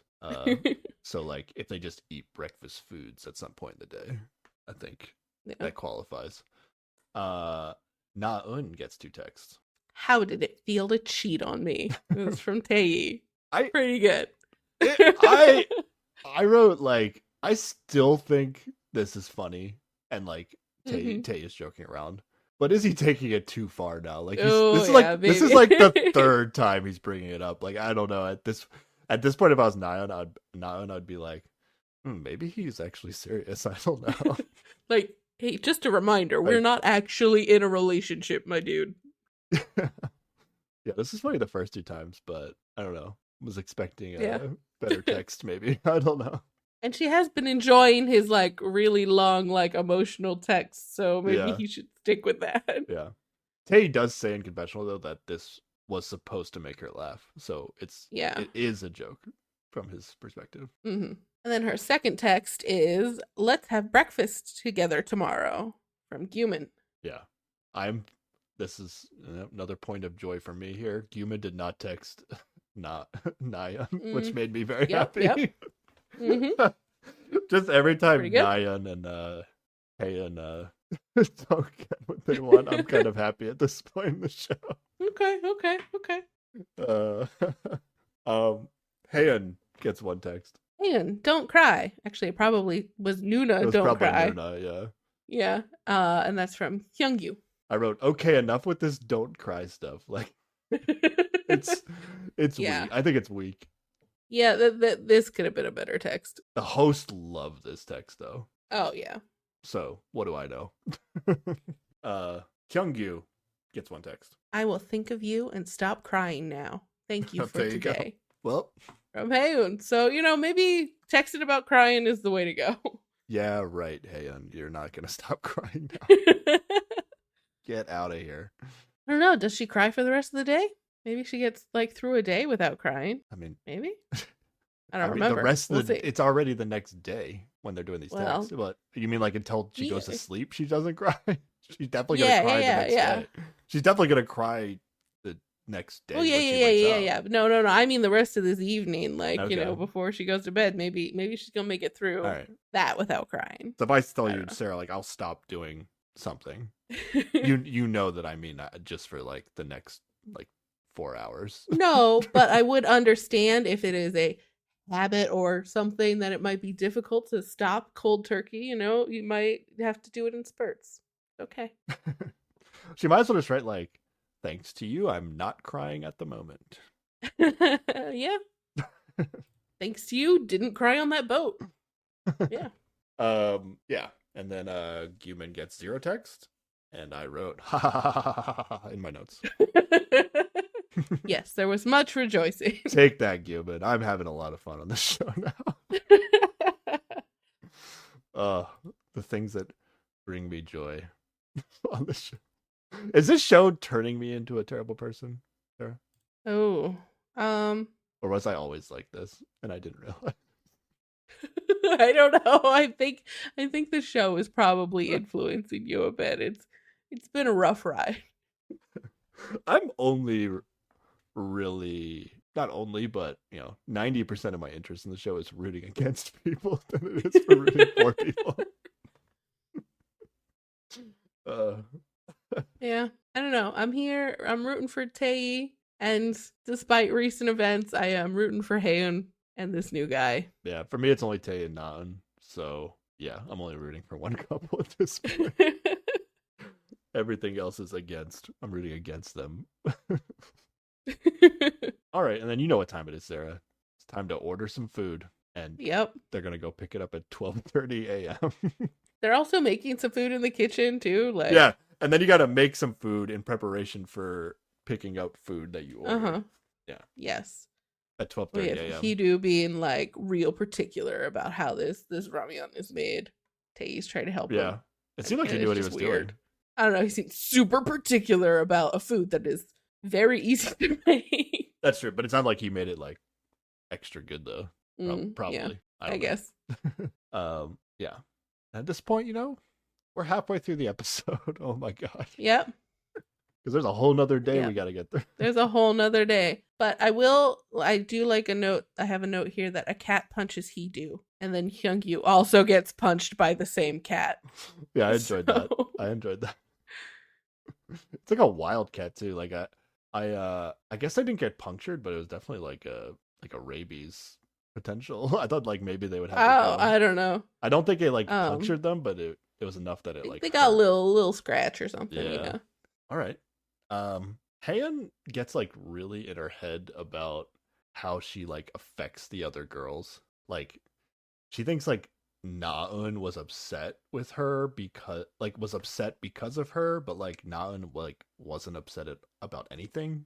Because, yeah. She thinks or she's assuming the worst for herself, which is that Naeun wants to date Guman. And then she's preemptively being going to Naeun and be I don't actually care if you want to date Guman, right? You should if you want to, even though she totally cares. She totally cares. Yeah. So I don't know. Again, weird Haeun behavior to me. Well, it felt there was also coming back from Naeun was also she's and I don't care that you date. I want you to date Hyungyu. They both were being worried about that awkwardness to a certain extent. And maybe it was just Haeun talking about it made Naeun consider it suddenly, but yeah, I don't know. They were both worried that the other person was upset and nobody was upset and it was awkward. I mean, Haeun's definitely upset. She's not crying right now, but it definitely, all evidence points to that it would affect her. There was no evidence that Naeun was upset about anything though, right? It was just well, yeah, but I mean, like, Haeun wasn't upset about the thing that Nan thought she would be upset about, which is like, or I don't know, because she was just like consoling her that like, yeah, go ahead and date my ex, that's fine. Like she thought that Haeun would be worried about that. Oh, she thought Haeun was about that. Oh yeah, well, it's fair to I mean, Haeun's gonna say she's not upset about it, but in the future when it becomes more real, she will be upset about it. Yeah. All right. Oh, this is when I wrote down Hee-do and Young-yu get attacked by a cat. Yeah. The cat knows. I really wanted like somebody I liked, like Tae, to go like try to play with the cat, and the cat was gonna like be perfectly nice to Tae or something. That's I was like really hoping for that, but we just saw Hee-do and Young-yu get attacked by a cat. Oh, this was funny too. They try to like take a selfie when they're eating dinner, and Hee-do tries to take the selfie, but he's doing it. And they're all like, "It's just gonna be you. You're not gonna see any of us." Yeah, because it's with like a Polaroid camera, so there's no like you can't see the picture you're taking with the selfie. So he's like trying to line up his own face with everybody, and everybody's like, "Bro, like your head's covering up the whole camera," and he's like, "Nah, I got this." And then he takes the picture and he looks at the Polaroid and he just like crumples it up, puts it in his pocket. But then I think Jisoo gets up, right? And she's like, "No, show it to us. And she pulls it out, and it's like, it's just his head. It's just his head, and like it's nothing but black, like all the way around. Like it's just like the worst selfie ever of just Hee-do. And then they all take turns looking at it and just laughing. These are the moments I live for on this show. So that was good. That was good.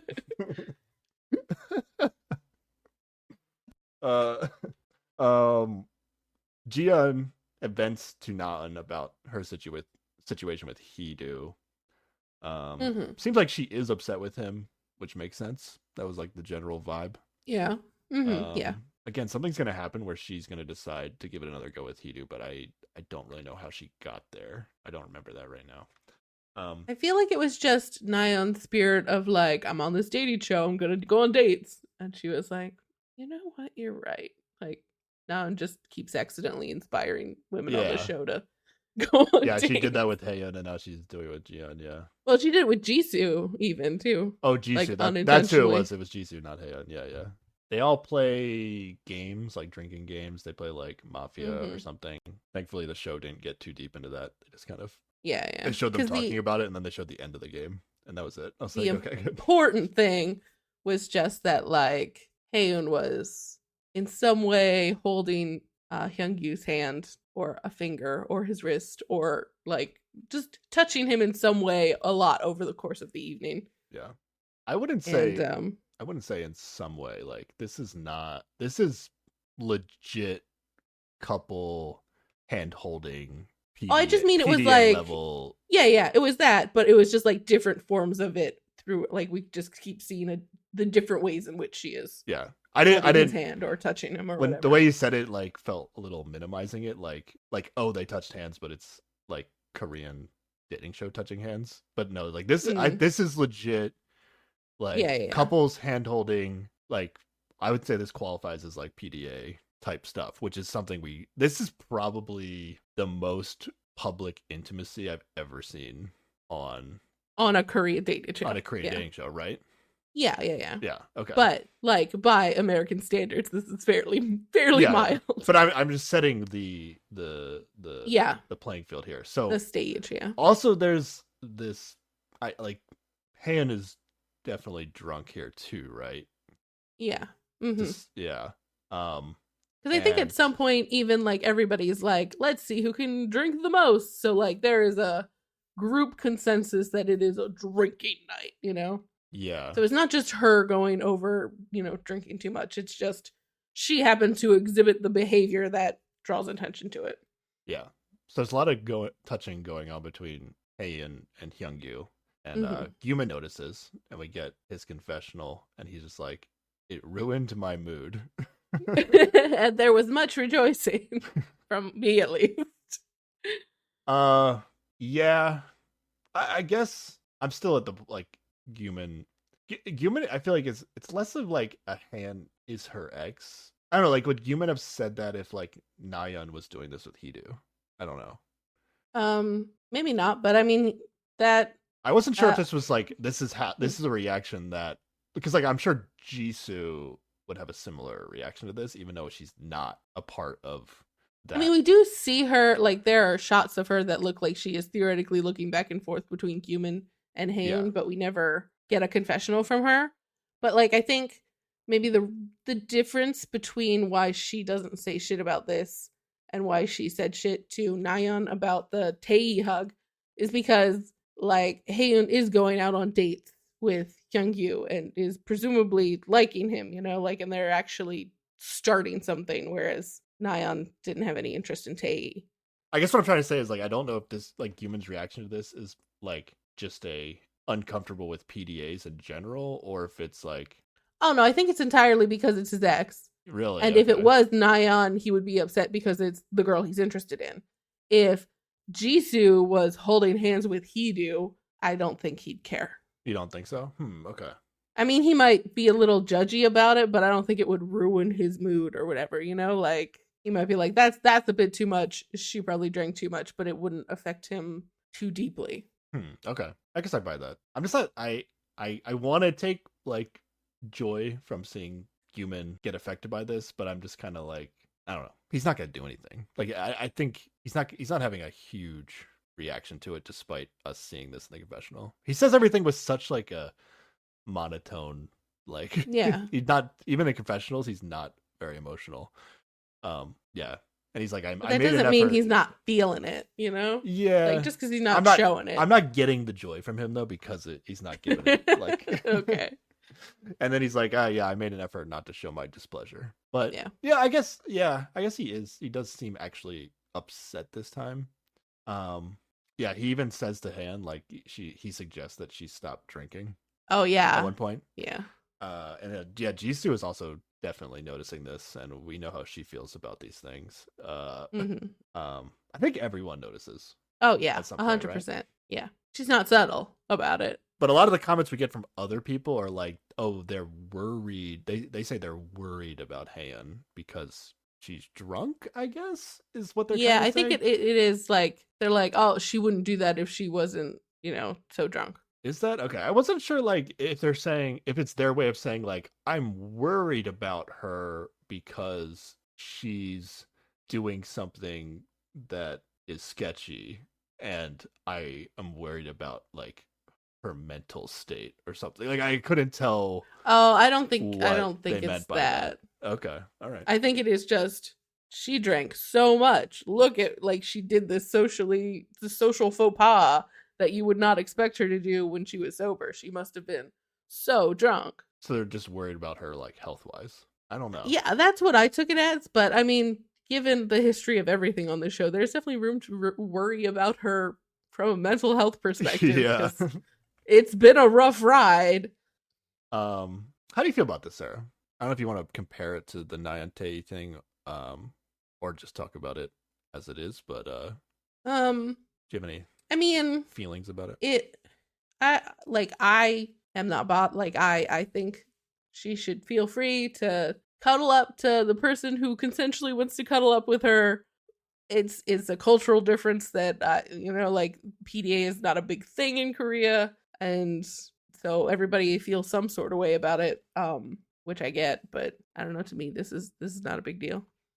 And I do hate that later she is made to feel bad about it, when in the moment she looks like she's having a really good time and actually, like, feeling good about this guy and, theoretically moving forward. But yeah, the next day, like, Gumin makes her feel shitty about it, so that sucks. Yeah, I would never go as far to make her feel bad about it, but to me, it's given the context of everything, and once somebody's drunk, like, I'm just so out on, like, the true meaning of anything that's happening.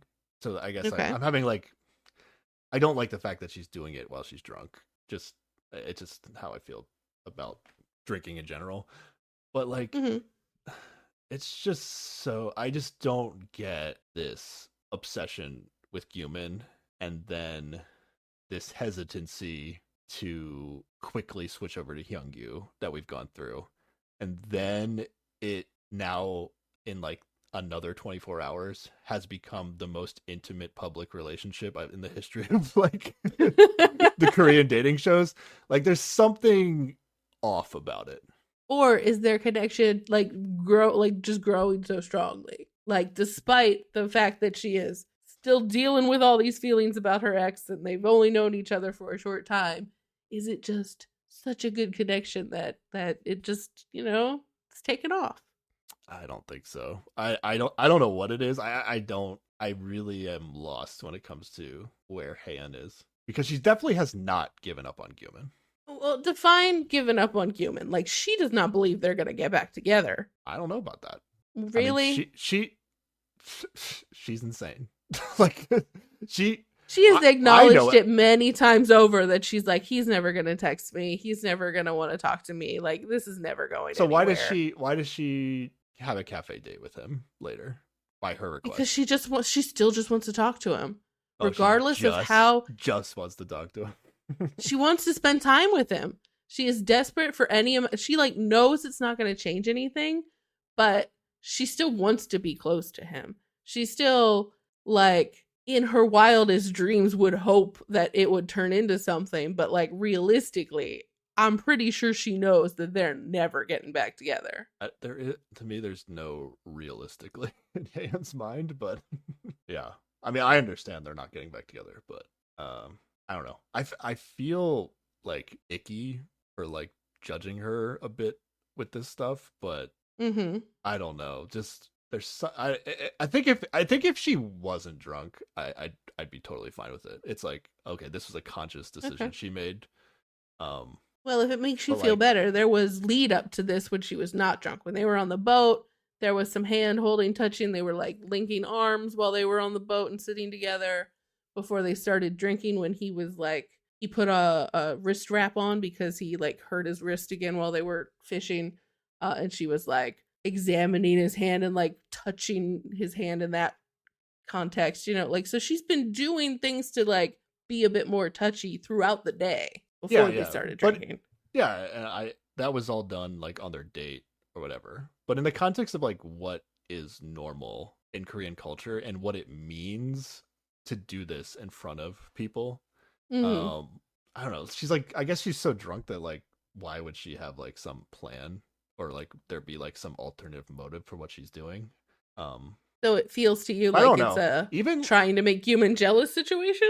Like potentially, or what's also kind of weird about it is like, at least the way I was reading is like, Hyungyu is like accepting her like hand holding, but it doesn't look like he's totally comfortable with it, or like not like, I don't know, like any guy like would probably be happy about it, but I feel like he's having a reaction to it, like he knows that this is maybe too much. I didn't get that from him at all. If anything, like, yeah, I did see that it seemed to be more like he was being more passive in the situation, but I read it as like he was letting her set the pace of things. Like he wasn't going to push it further and was just like accepting of her affections. Yeah, I think what bothered me more than anything, it's less of like what she's doing, and it's just like someone getting drunk is making a lot of people uncomfortable, and I guess that's what bothers me the most about it. I feel like most of them, like at least like Nayeon and Heedu, are like having a fun time thinking or like reminiscing the next day about how drunk she was and how she like couldn't quite say Hyungyu's name, like she kept saying like almost hunger instead, and like they don't seem like they're uncomfortable at all. Yeah. Like they thought was funny. But they're also like drinking people, so I don't know. I think it's just me and how I feel about drinking. So okay, I don't know. I don't want to like bury Haeun necessarily, but there was something I did not enjoy watching this. Like I didn't think it was cute because she was drunk. Basically, I think is ultimately what it is. I was not excited about this scene.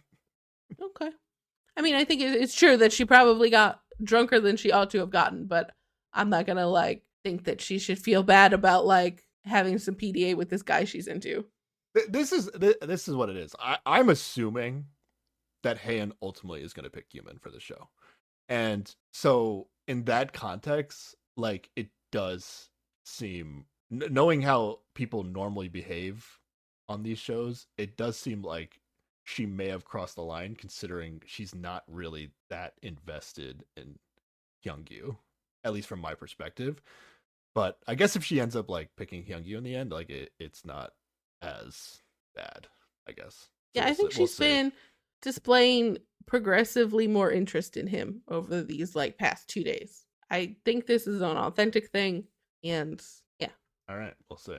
Will you feel a different way about it if she like goes back to Guman? Or that doesn't mean that this wasn't authentic, you know? Like if she was feeling it at this time, but then eventually like couldn't get past her Guman issues, or something happens with Hyungyu that puts her off or whatever, and she switches back, then whatever. Like she was feeling what she was feeling at the time. It's okay. Okay. That's what these shows are about, like, right? You're supposed to date a bunch of people and see what happens. That doesn't mean that like just because you're going on a bunch of different dates with a bunch of different people, theoretically, like that doesn't devalue any of them or mean that you weren't having an authentic time with those people at that time. Yeah. I guess if this was like an American reality show, like I would agree, but I guess it's in the context of like what the intent, like the intensity of what she's doing is like I don't even know what would the like equivalent of it be. It's like almost the equivalent of like sleeping with somebody, right? Like I don't know that it's quite that. I feel like I would equate it more to like you're in a group setting and two people are just making out on one end of the couch might be more accurate. You think so? Okay, maybe that's a better comparison. Which even on an American TV, that would be awkward as hell. Like, if you're yeah, it would be pretty awkward. I guess I'm thinking of it on like The Bachelorette, like which is like one girl and a bunch of guys, and like if one girl just starts making out with one of like the one girl on the show starts making out with like one guy, like that would be weird. But there are multiple like there's multiple of each gender on the show, so but also it's like at this point in the show, it's at least from like Han's perspective, like she has two options and she's doing this in front of the other option, which she doesn't have two options though. She has one option. Oh, she doesn't have two options, but in her head, she's between two people. And in my head, she hasn't decided and is actually leaning towards the other person. But now she's like the equivalent of making out on the couch with the person that is like her second. Which like what's also making about it is like to me potentially is like she's kind of doing Hyung. Is like is this dirty to Hyungyu if ultimately this isn't like her real feelings if she doesn't go with him in the end? I don't know.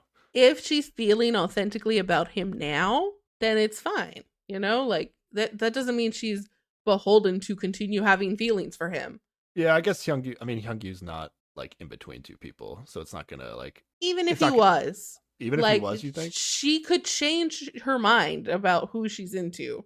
She can, but again, it's like I guess this is on Hyungyu to read the situation, but if you it's not like he doesn't know she's obsessed with Guman. No, I was gonna say he doesn't know she's drunk. Like I was thinking, like if he's like say he was into two girls and then he gets really like because of this, like he's like, oh, Han's really into me, like now like his heart flutters because of all this, but ultimately like, oh, this is an action that Han took because she was drunk, and then now he like overcommits to Han, and then he like loses out on whatever he had with somebody else. Like that's like kind of what I'm thinking, but I guess that's on Hyungyu to like read the situation, be like, okay, she's drunk. Yeah. Maybe this isn't like her true feelings, even though it felt good in the moment for Hyungyu to like be able to hold her hand and everything. I don't know.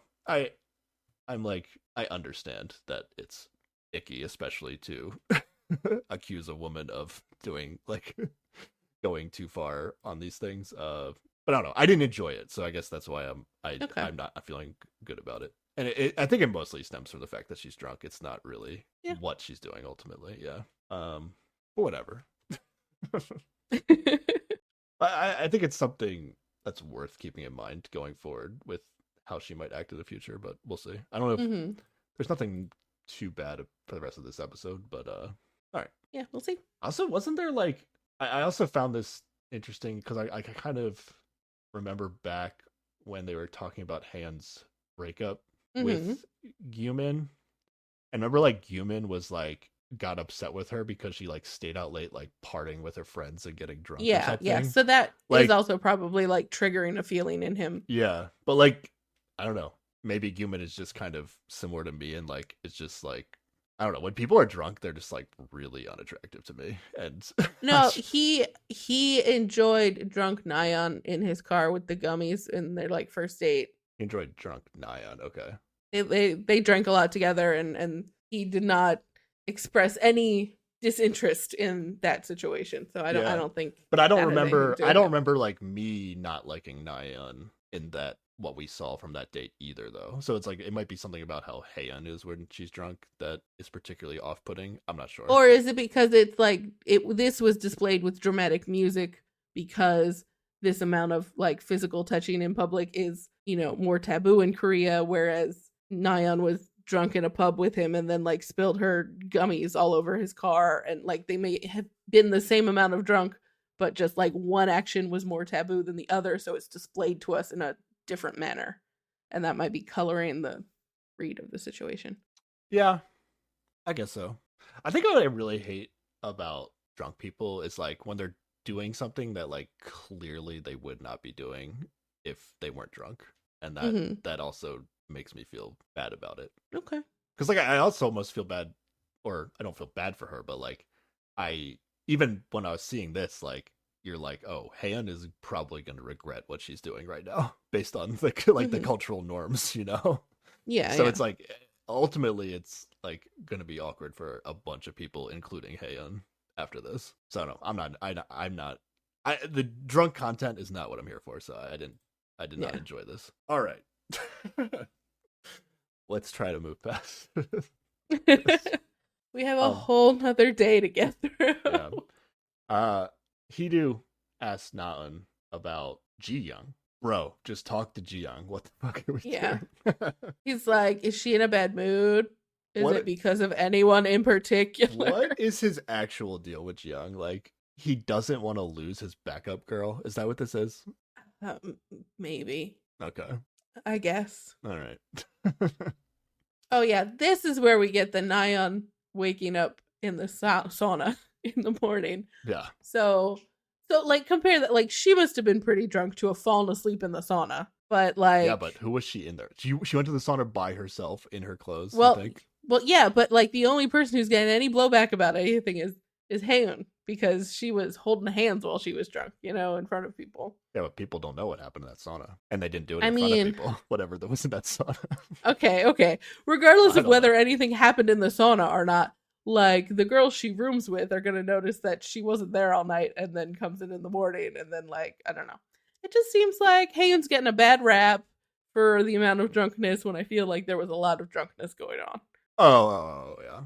But, I mean, Haeun is doing the most scandalous thing we've ever seen on the history of these shows. Like, but I just don't think it should be that scandalous. But okay. Yeah, I mean, I'm just equating it to like what we were saying, like making out with, yeah, you know. So from that standpoint, it is. But yeah, if her feelings for Hyungyu were real and she, you know, was over her ex and wasn't potentially still wanting him to be jealous and just It's also the context of like, hey, I screwed you out of the date you wanted today. Also, now watch me. Watch me. I couldn't handle sending you on a date with a girl that you like. But now watch me make out with the guy that I like. Okay, but right the difference is Guman has repetitively been like, I have no feelings about you. It's over. We're done. Goodbye forever. Whereas she has been like, but I have feelings about, like, she's been very clear about the feelings and he's been very clear about the lack of feelings. So I don't feel like but that doesn't it should matter that much. By that logic, it's like, oh, her actions are justified because she has feelings for a different guy than the guy that she's doing it with.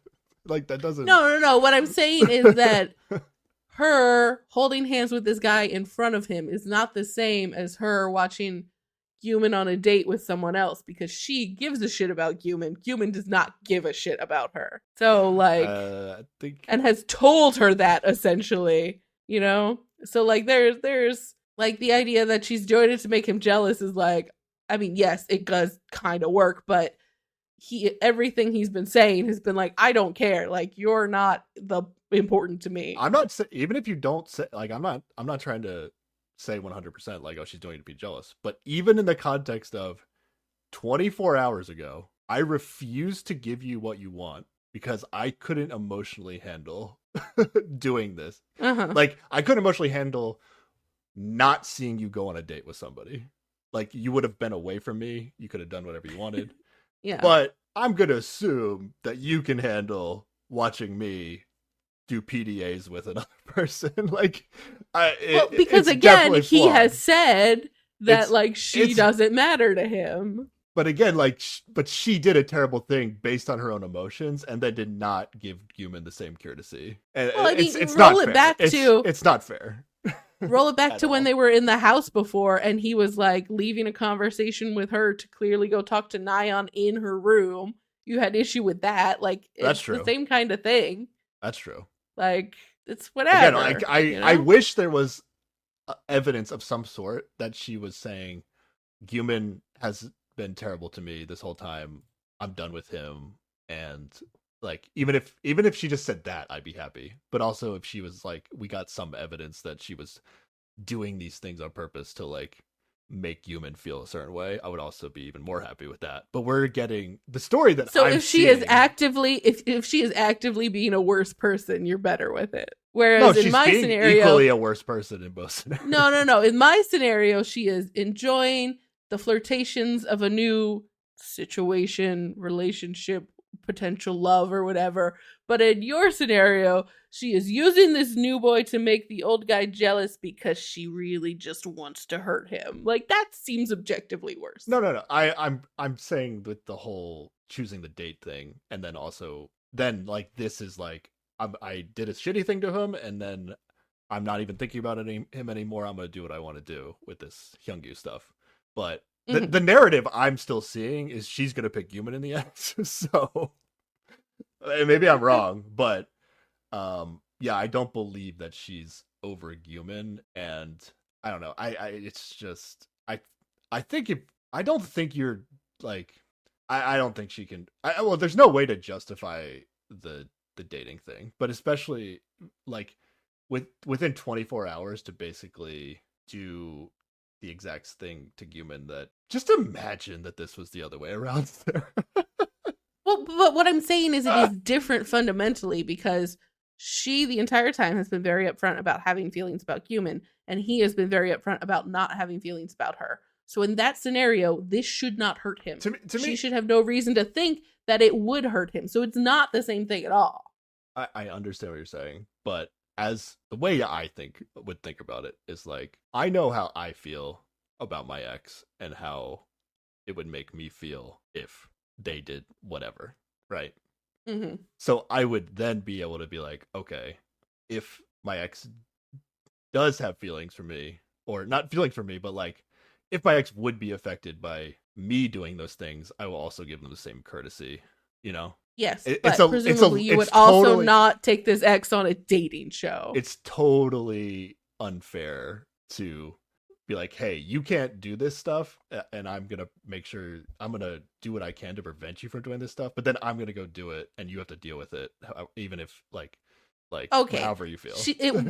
I will say it was shitty that she, like, refused to pick who he wanted to go on that date with, but it was one date. And it was, like, that's the limited scope of what she has been able to have power over. And, like, I have said this in defense of Guman in the past. I will say it in defense of Haeun now. Like, they are on a dating show. There's only so much you could do to, like, try to make your ex not feel shitty about you dating other people when you're on the dating show to date other people. So, I'm assuming you'd be fine if Guman was doing this with, like, Nyan or something.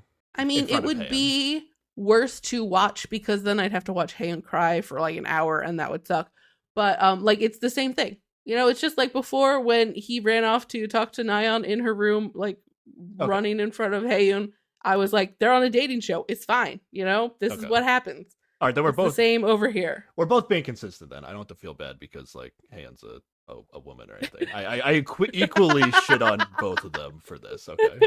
All right. Okay. Yeah. We are being consistent. You are accurate. All right. I will just say that the denying him the date he wanted to go on was an extra anomaly of not great that I have no comparison point from his side, but you know what? I mean, I don't know what's worse actually. The 24-hour span of denying him like his experience on the show and then doing the exact like doing an even more intense experience like that to like that you would not want to see yourself within 24 hours immediately, or inviting her on the show and then behaving the way that Guman did in the beginning.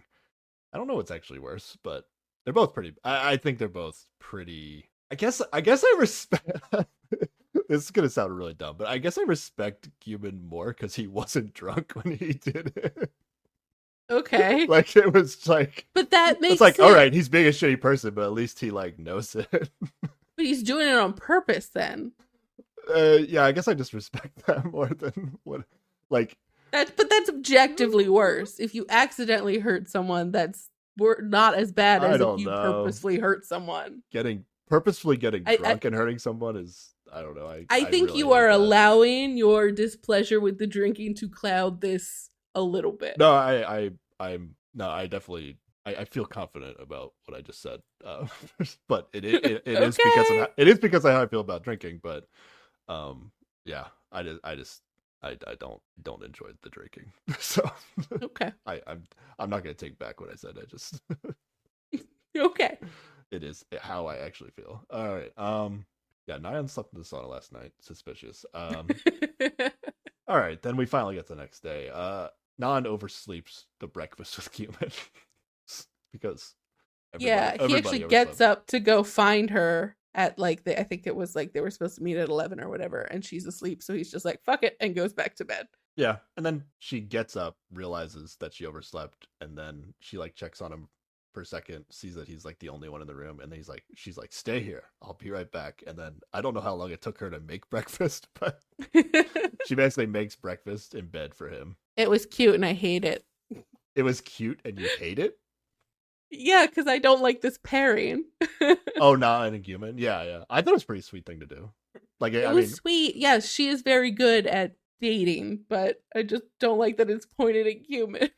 Oh yeah. Well, to me, it felt like oh, she felt bad that she because it was her idea, her plan, and then she didn't follow through with it. So then she was trying to like make up for it. But I didn't get an indication that she like.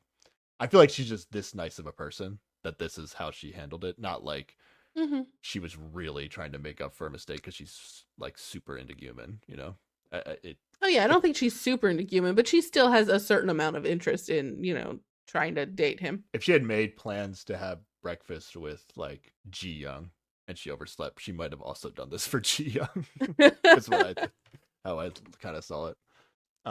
It is a lot of effort if she was like really interested in Tae, though. I did kind of see it that way, where it's like, oh, it does feel like she must be very open to Guman or even at other guys in general. Yeah, because like she doesn't want the door to close with Guman because she overslept this breakfast, basically. So she at least she acts super sweet and nice so that the door remains open. All right. Han can't remember going to bed last night. Yes. Yep. Nayeon and Nayeon are like recounting some of the things from the night before. And she is extremely embarrassed and does not want to see Hyungyu. Leaves her room and immediately sees Hyungyu walking towards her and runs back inside. Yeah, and then I was like, okay, that's like a overreaction. And then she says like it was like she didn't like the clothes she was wearing or something. I think that's later. Like she tries to like make an excuse for it or something. But I thought she said that to like Nayeon or something when she run back. Oh no, to Nayeon, like, I think she goes, he was right out there when I went out there. I can't handle it. Okay. But then like he comes up and knocks on the door and is just like, hey, why'd you run away? Like she did not escape without getting noticed. But Han is kind of acting this way because she knows that, well, I guess she doesn't know how she acted last night, but she gets the sense that she like might have crossed a line, or like not like from the Korean culture perspective, she like crossed a line, and then like she's actually, I get the vibe like she's actually worried that like Hyungyu is going to be upset with her, which is like a weird. That's the person I would be least upset. Least think that would be upset by it. Although, but maybe it's like more normal for people. No, because he could be like, "Oh, you're that kind of girl. I'm not interested in you anymore," or something. You know, like he could be real judgy about it. I guess that's a thing, but like, how would I don't know. Would a guy act the way Hyungyu did in the moment and then be upset the next day, or like I don't she really might not exactly. She might not have a clear image of how he reacted at the time to her, or she might feel like she put him in an awkward position and he was just trying not to cause a scene or something. Like, there's a lot of that's possible, yeah. Ways she could be worried about this. That's like kind of what Hyungyu looked like, but I mean, I just assumed that you would enjoy it. Well, that's not always true. But I guess that's not necessarily true. Yeah, so she's actually worried about Hyungyu. She's not really. She's more embarrassed to face Hyungyu than anybody else the next day, it seems like. Yeah. All right. Yeah, she eventually does talk to him, right? Yeah. And he does not care. He is so not worried about last night. I mean, he tries to ask her if she remembers, and she's just like, no. And he's like, okay, whatever. I feel like he said, like, he doesn't remember because, like, he doesn't, like, he definitely remembers, right? But I felt like at one point he said he didn't remember in order to make her, like, feel better about it. Yeah. Know. Well, I think there is a time later, like, at the end of this day where other people are teasing her, and he's like, that never happened. What are you talking about? Like, he definitely tries to, like, cover it over later to make her feel better. Okay. And also, like, it could also be covering up his like own embarrassment about it. I don't know. I feel like he seems pretty confident when he's covering up for her, where he's just like, he does not strike me as embarrassed during any of this. Okay. But he does say that he took her to her room, so he definitely does remember. All right. Ji-young actually asks Hyungyu out for a meal. Yeah. Or just a talk or whatever. Yeah, she tries to get them to hang out right now, and then also is like, yeah, in the future we should go out or something. And she's just like, let's go hang out in my room. And he's like, let's go to the living room. He's like fighting real hard against going to her room alone. Yeah, that was a bit weird. I don't know, maybe he's worried about the look of that, or he doesn't really like Ji-young. I don't really know. I think he's just focused on Haeun and wanted to be in the common space where Haeun might be. Okay. You know, instead of like cutting himself off from an opportunity to spend time with her. Okay. Yeah, but this doesn't really turn in anything. Like, I guess Ji-young just wanted to get to know Hyungyu, or at least like see what his story was. It was more of like Ji-young just kind of tells him about her experience with Hee-do and how he likes to control things. At first I thought it was manly, but then I got tired of it. It's like, yes, Ji-young, get away from this mess. That line made me happy. And again, it just seems like she plans on picking Tae. Yeah. Although there is a bit where like, I think he says that Tae is totally Nayeon's type, and she's like, you know what, you and Tae look kind of alike. And I'm like, are we just gonna sidestep and be like, replacement Tae? But I don't think that's actually a thing. Yeah, this didn't seem like a real attempt to date him at all, based on the parts the conversation we saw. Who have I not told about my situation with Hee-do yet? I know, the new guy. Let's go. Yeah. All right, and the one-on-one cafe conversations are going to begin. So yeah, I guess the way this works is just like, if you want to talk to somebody, you put in a request, and then that request is automatically granted, and then that person, the person that gets requested, doesn't know who they're meeting. Yeah. Which is why I was surprised there weren't more. And you could talk to everybody if you wanted to, it seemed. Yeah. So first up, we have Haeun has requested a meeting with Nayeon. The other thing is, like, are we surprised that these conversations are, like, who talks to who isn't getting revealed? Because I feel like that's totally the way that this show would normally do it. Yeah, everybody gets a text like, your ex wanted to talk to this person. But maybe they thought, I don't know. These are all very secret. Yeah. Maybe they thought people wouldn't request conversations. Oh, knew people would see that they requested them. I don't know. Yeah, maybe. Yeah, Haeun requests Nayeon. Yeah, the meeting of the terrible minds. And Heian's basically just checking that Nyan's not giving up on Guman because of her. It's basically the mostly of what they talk about. And Nyan's just like, nope, it's not because of that. It's because she's into Hidu. Okay. Yeah, again, I don't. It's super weird for her to obsess about Guman, stress out every time he goes on a date, cry about him, also feel bad if people don't get Guman because of her, and then also deny Guman the date that he wants to go on. It's like, it doesn't add up. It's so humans are balls of contradiction. Like her whole relationship with Nyan, well, okay, but Nyan her whole thing was for being a human here. This is no, but what I'm saying is normal. Like Heian's feelings about Guman are separate from how she feels about Nyan. Like she has actually become like friends with Nyan, and she does feel bad if she stands in the way of Nyan's happiness. Like she has been consistent on that from the beginning. But guess what? But she did stand in the way of Nyan's happiness when she denied.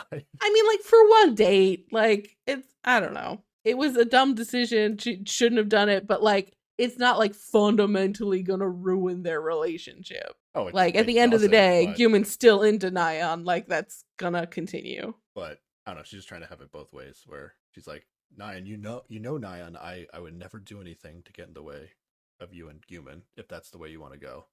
Also, I didn't let Damon Guman date you that one time. It's just that one time. I don't know. If like it's a thing. I don't know. It would bother me, but okay. I would be able to see through the BS-ness of it, but I don't think Nyan's looking too deep. She's just into Hidu. She doesn't really care. that is true. Yeah, and they continue to support each other in their terrible life choices. Mm-hmm. All right, Naeun requests Ji-young. Yes. Talk to Tae's ex time, I guess. Yeah. She like tries to ask what kind of person Tae is, but I feel like Ji-young just mostly like ends up talking about how she's supportive of Tae and wants him to be happy and doesn't really answer the question. You know, she kind of goes off on her own tangent. Yeah, that's definitely something that happens with Ji-young. I wrote in my notes, I remember last episode I said, maybe Guman's like the second coolest guy in the house now. That's how like low I was. I think Ji-young might be the second coolest girl in the house at this point. Okay. Is that true? I think it is. Yeah. I was like really down on Ji-young after the X room or whatever. The X room, yeah. Mm-hmm. But yeah, people contain multitudes and have bad times and good times, you know? But the way people are going up my list is because other people just go down further. It's like yeah. Like again, it's like it's Tae and Naeun and then a huge gap between everybody else on the show, in my opinion. Oh. Yeah. Naeun actually says like her heart isn't fluttering so much with Tae. It's just super comfortable, which usually isn't a good sign on these shows. Yeah, but I think she also said something about like it usually takes her time before she does feel like the fluttering. So maybe it's on track. People say that until it doesn't take time though. But Naeun also says she doesn't have butterflies with Guman or see him as a man. I like I see like that's the kind of burn I'm here for. That was a good one. Okay, but like I'm pretty sure in Korea that just means like see him as a romantic interest, not like I don't see him as a man in the same way we would say it in English. Hard slam, got him good right there. Okay. Let me enjoy my moments on the show. All right, okay. Yeah, and then Ji-young does try to like hype up Guman though. Like, oh yeah, she's like he's so stable. Like, yeah. I don't know him that well, but he is like really great. Like, maybe like you should really keep going with Guman. Like, don't give up on him. But okay, so like my first instinct is obviously she's trying to keep her away from Tae, but 100%. But it also could just be that she has a really bad read on everything all the time and is like she may be being sincere and just having a really bad read on like, I don't know, you and Guman would be so good together. my thing is there's no way she knows Guman that well. Like she might think she knows Guman well, but there's no way she does. Now she might think she knows Tei, and she might think Tei is not a good match for her. And then that's the genuine side of this is like, I don't think you should be with Tei. Like, you should keep going after Guman. But more likely than not, this is like, I'm going to subtly, not so subtly, just keep talking about how great Guman is and hope that you put value in the words I'm saying. But what sucks is then we have a Nayeon confessional where she's like, yeah, I mean, Jiyoung is being an influencing factor here. I think I want to get to know Guman more. I'm like, God damn it. Yeah, these women are very influenced by their conversations with the women about the guys. Well, I feel like that's... But like more so than the actual experience with the guys. It seems like at times. Like Haeun's like falling in love with Hyungyu because of Naeun. And then, I mean, I think Naeun's not like super pumped about either Tae or Guman. Honestly. Yeah. But she's like putting more stock into Guman because of her conversation with Jiyoung. Yeah. Which is like, maybe like it makes more sense like Haeun believing Naeun, I guess. Or there's more value in what Naeun is saying about Hyungyu, but like there's not much value in what Jiyoung is saying about Guman. Cause like they don't really, she doesn't really know him that well. But Naeun doesn't know that. I mean, she knows they're not exes, so it's like, how could she know? Yeah. But like, are there a ton of like Jiyoung Guman hangout spots that we don't? I don't know. Maybe they look like they're really close friends or something, but we're not seeing it. I don't know. Also, Jiyoung is gonna give it another go with Heedu. This is where she decides. And then I wrote, okay. And then I wrote, okay, maybe not the second coolest girl in the house anymore. Maybe Jisoo's the second coolest girl in the house. Oh, she's honestly, like not even in the house. Exactly. Like that's probably the best spot to be right now. Like if you're messing around with Heedu at all, like, ooh. I mean, Jisoo was trying to. She was, yeah. But at this point, she's like totally out. So she's the furthest away from Heedu. except for Naeun, she's like the furthest away from Heedu. Yeah. Therefore, the second coolest. I mean, coolest isn't the right term, but yeah. Ugh. All right. Well, something to look forward to.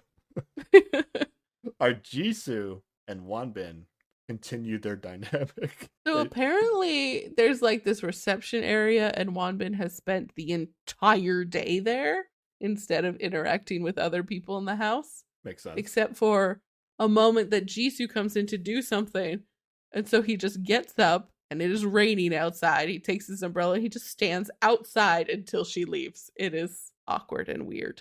Yeah, it's weird. Like he wants to do this like very self-centered act of apologizing and getting some sort of understanding back from her.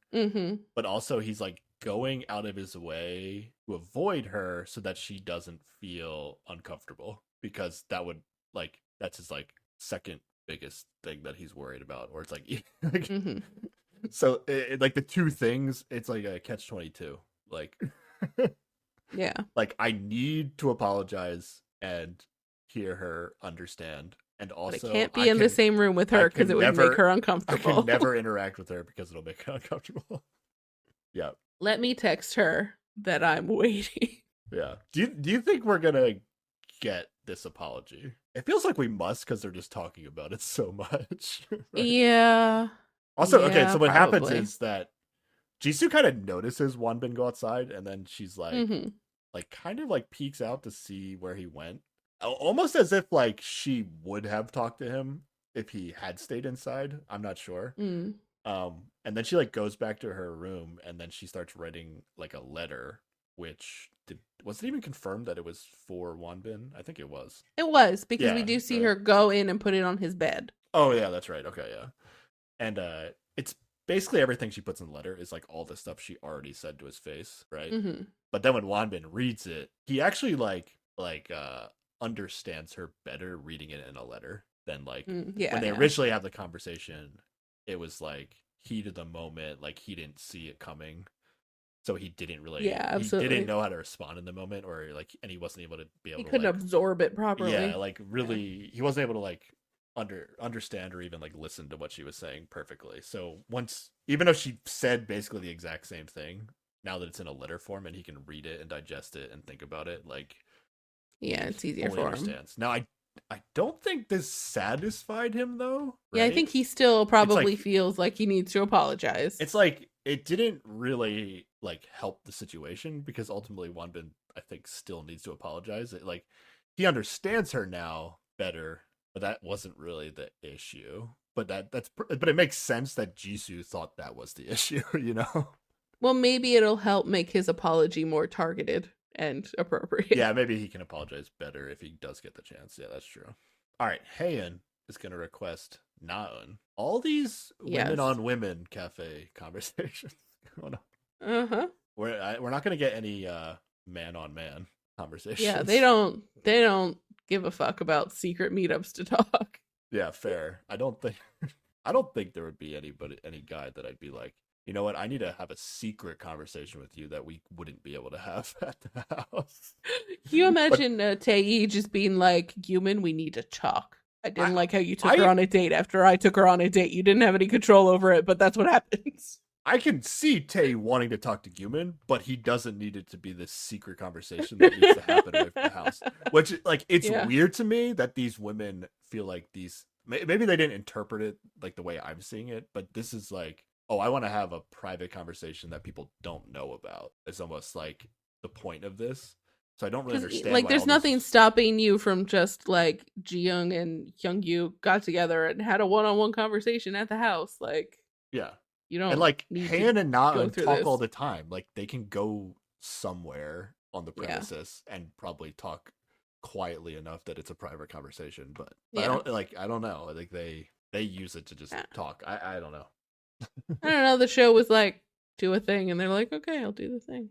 It is a lot of like Haeun requests like 3 people, right? Yes, she does. Yeah, I guess it might just be like Haeun's personality that she wants to have these like private, private conversations. Maybe like nobody wanted to do like Haeun went, I want to talk to Gumin, and nobody else did a thing, and they were like, guys, come on, you got to talk to somebody. Come on, anybody. Like, don't you want to talk to who's trying to date your ex? How about that? Like, okay. It could have been influenced by production. Like, we rented these cafes out all day. Come on, somebody's got to sit in here and talk. I don't think these Haeun ones are, though, because they're like very pointed at the people that she thinks she's making uncomfortable, and then Gumin, which she definitely is making uncomfortable. All right, Haeun requests Naeun. Again, why is Naeun so confused about whether Tae likes her? This is like, I don't know. Yeah, the only way I can interpret this is that like she is looking for signs that Tae doesn't like her, which is not a good sign in terms of that's true. Her investment in this. Yeah, Haeun wants to know how the date with Gumin went yesterday, and Naeun says he feels more like a brother. So that's got to be good news for everybody who doesn't want this to happen. Yeah, I mean, I guess where I'm at is like I still feel like Naeun will pick Tae, but I'm not as hype about like the future prospects of the relationship. Yeah. Yeah, Haeun also can't tell if how Hyunggu feels about her. Jesus. Come on. Yeah. Which again is like, is this a sign that she's looking for like problems that aren't there because she doesn't want to like switch really? I think what it does come down to is both of these guys are not great at communicating their feelings. I disagree with Tae especially. I disagree. Well, okay, Tae doesn't. He's only been like really sincere in his text messages, and so maybe like Naeun needs that in person to feel more secure about how he's feeling. If I'm Tae, I'm Tae, and I know the amount of effort I've done. Like I would be shocked if the person didn't realize how I felt.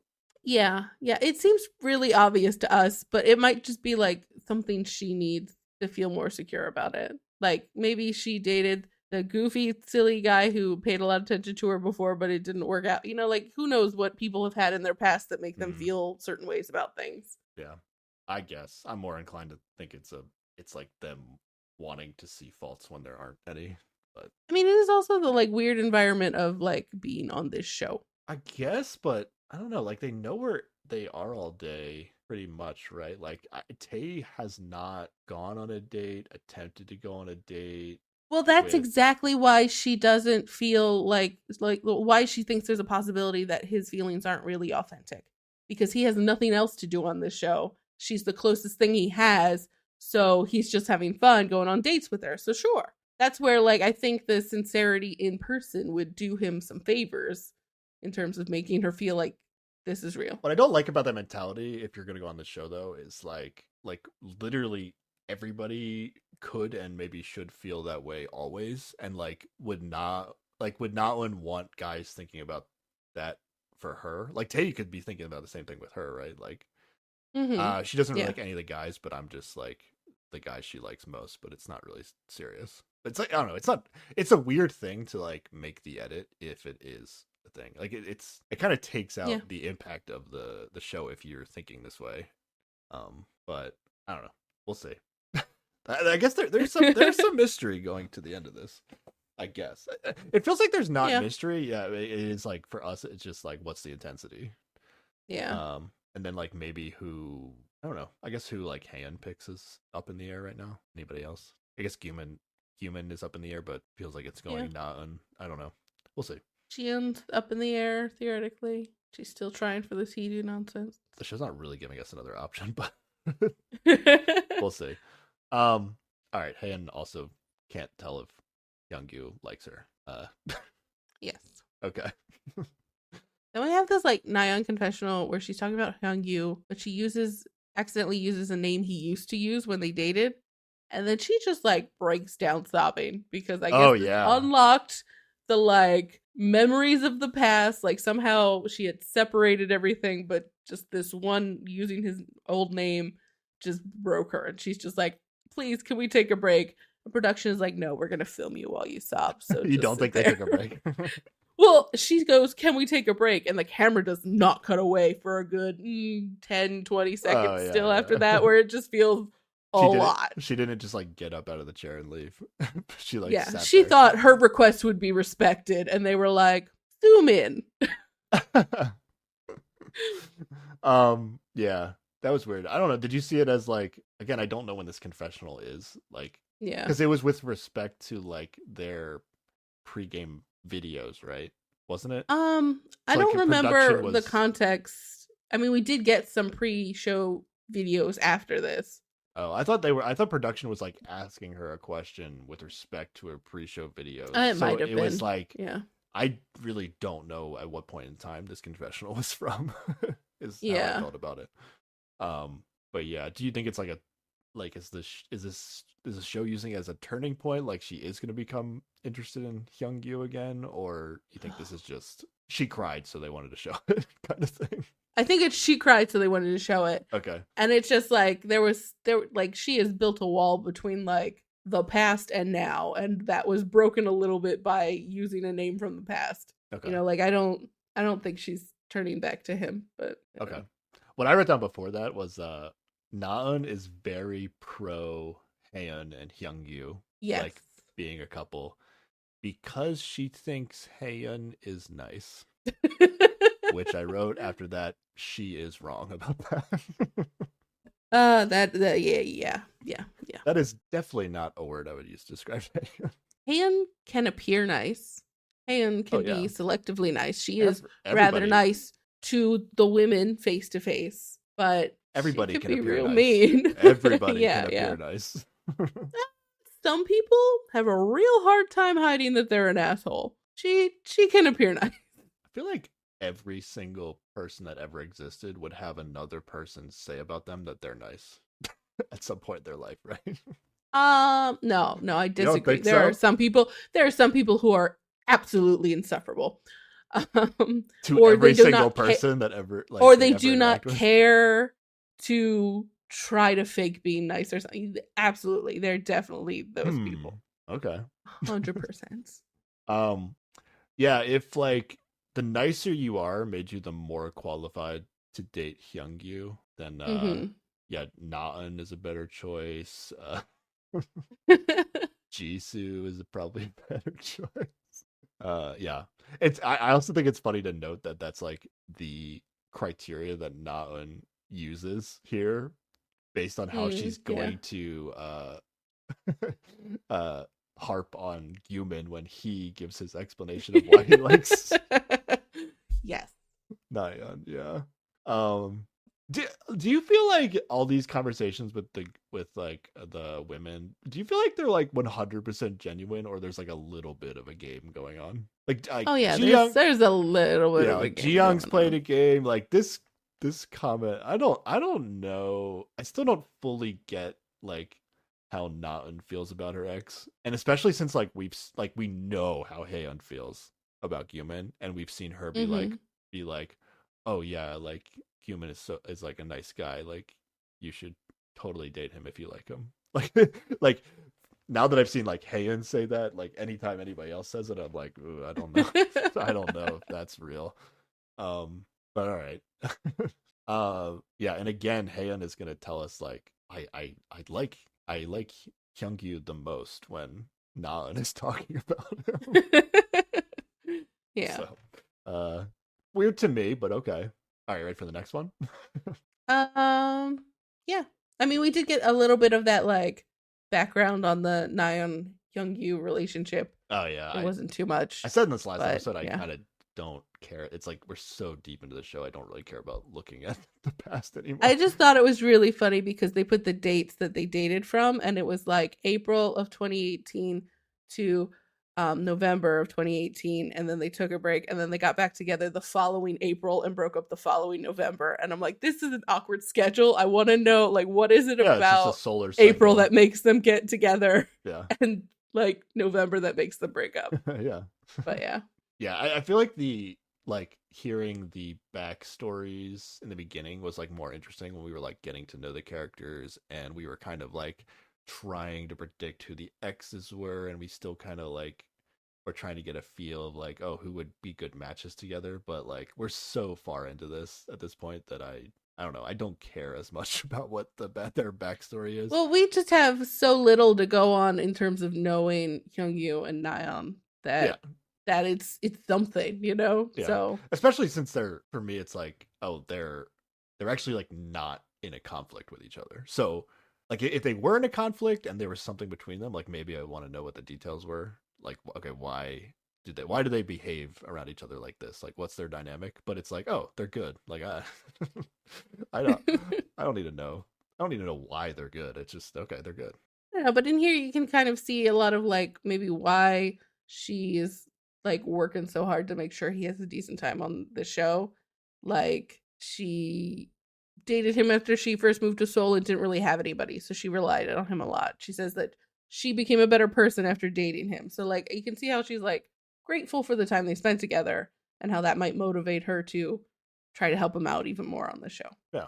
Super healthy perspective, which is pretty much, I mean, I guess if you had a really bad dating experience, but like for the most part, like every relationship you had like should be like, once it's unsuccessful or whatever, like it should be like a stepping stone to like greater things, right? You can only learn and get better, right? So it's like the proper perspective. I mean, like, yeah, I mean like some relationships can be bad and have not served you as a person at all, you know, like I don't know. Like Naeun and Heedu aren't getting better, but like that's like their own fault for not moving on, right? But like theoretically, like if they took the time to learn from that relationship, move on with each other. Like they've gotten back together a bunch of times. Let's say like they move on from each other, and then they look back, and they can look back on it fondly and be like, "Oh, I learned a lot." Blah blah blah. Yeah. I don't know. I think you could have a really bad relationship that even if you learned a lot from getting out of it, like you would still not look back on that fondly, given how bad it was. You know? I guess so. I mean, if there was like no positive reason that you were in the relationship, but theoretically there should have been something positive that you learned in addition to negatives. But I mean, but yeah, I mean, just because you learned something doesn't mean that it like balanced out how bad it got or whatever, you know? Like I don't think you can assume a net positive coming out of a relationship. Well, I'm saying it's the healthy mentality is to move on and come with a positive spin. That's yeah, but I'm saying there is no amount of healthy mentality that can overcome some of the terrible things that can happen in like I think that's too sunshiny of a blanket statement to make, because the spectrum of relationships is huge and weird. All right. Okay, Jian. Next one is Jian requests Hedo. I wrote in my notes, no thanks. But yeah. She's gonna give it one. Trying to make it happen. Now let's highlight this. I think maybe we should highlight one Hedo gaslighting moment per episode just to illustrate. Just to illustrate why we don't like Hedo. Why we don't like Hedo? Yeah. She's giving it one last go. Mm-hmm. She asks him, like, it feels like you've been avoiding me or whatever. So she's like checking in on him, like, what's going on with that? And he's like, no, it's the other way around. He says that she's been. Oh, I guess no. They both say she comes back.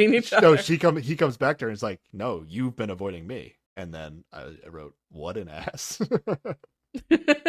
Like, she texted you and you did not text him. Like, what do you mean she's avoiding you? Oh my god. Yeah.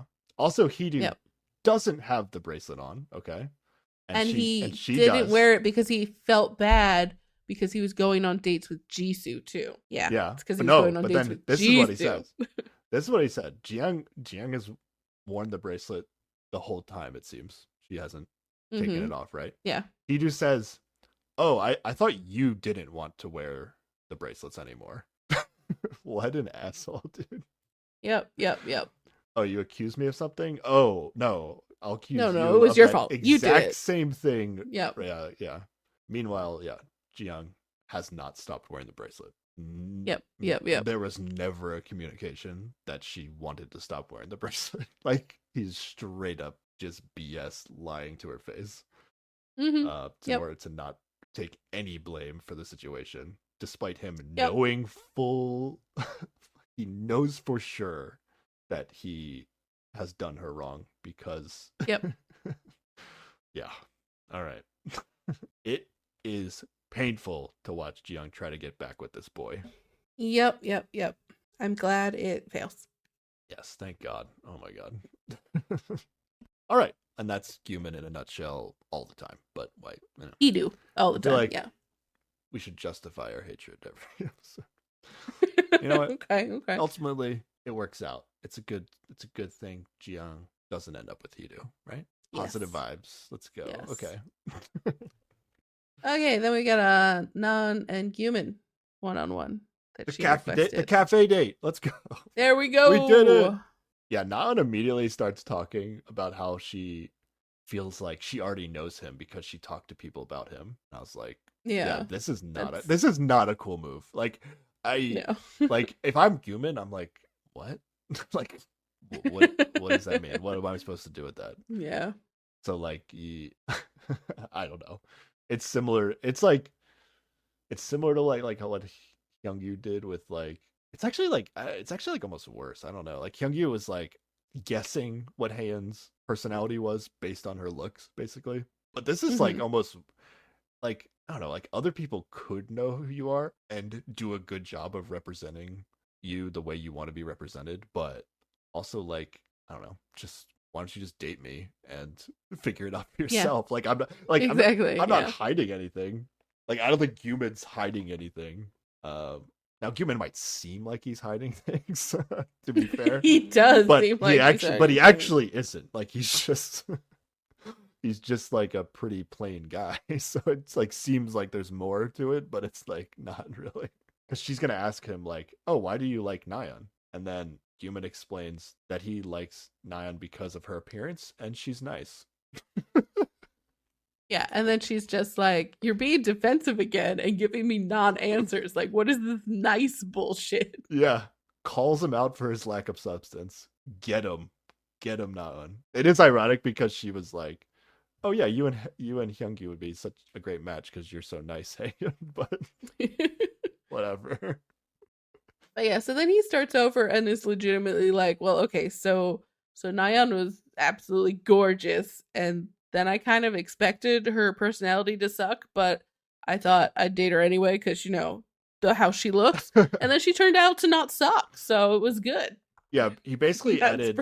Yeah, he basically was like, okay. First, he was like, "Oh, she's hot and nice," and then when he was pushed further, he was willing to say, "Oh, she's hot and nice, and she's also sincere." So he added like one more word of description. But like, I feel like he was more authentic in his describing the hotness being the key component. Oh yeah, that's true. Yeah. The thing is, I think Guman is being 100% fully open about his feelings about Nayeon. Like, he's not being cagey at all. Like, this is literally it. That's the entire thing. There's something about his face and the way he talks that just makes you feel like he's lying to you, I think, is what is happening. Yeah. The other thing is, like, all the other women, like, Haeun likes Guman, so she's saying nice things about Guman.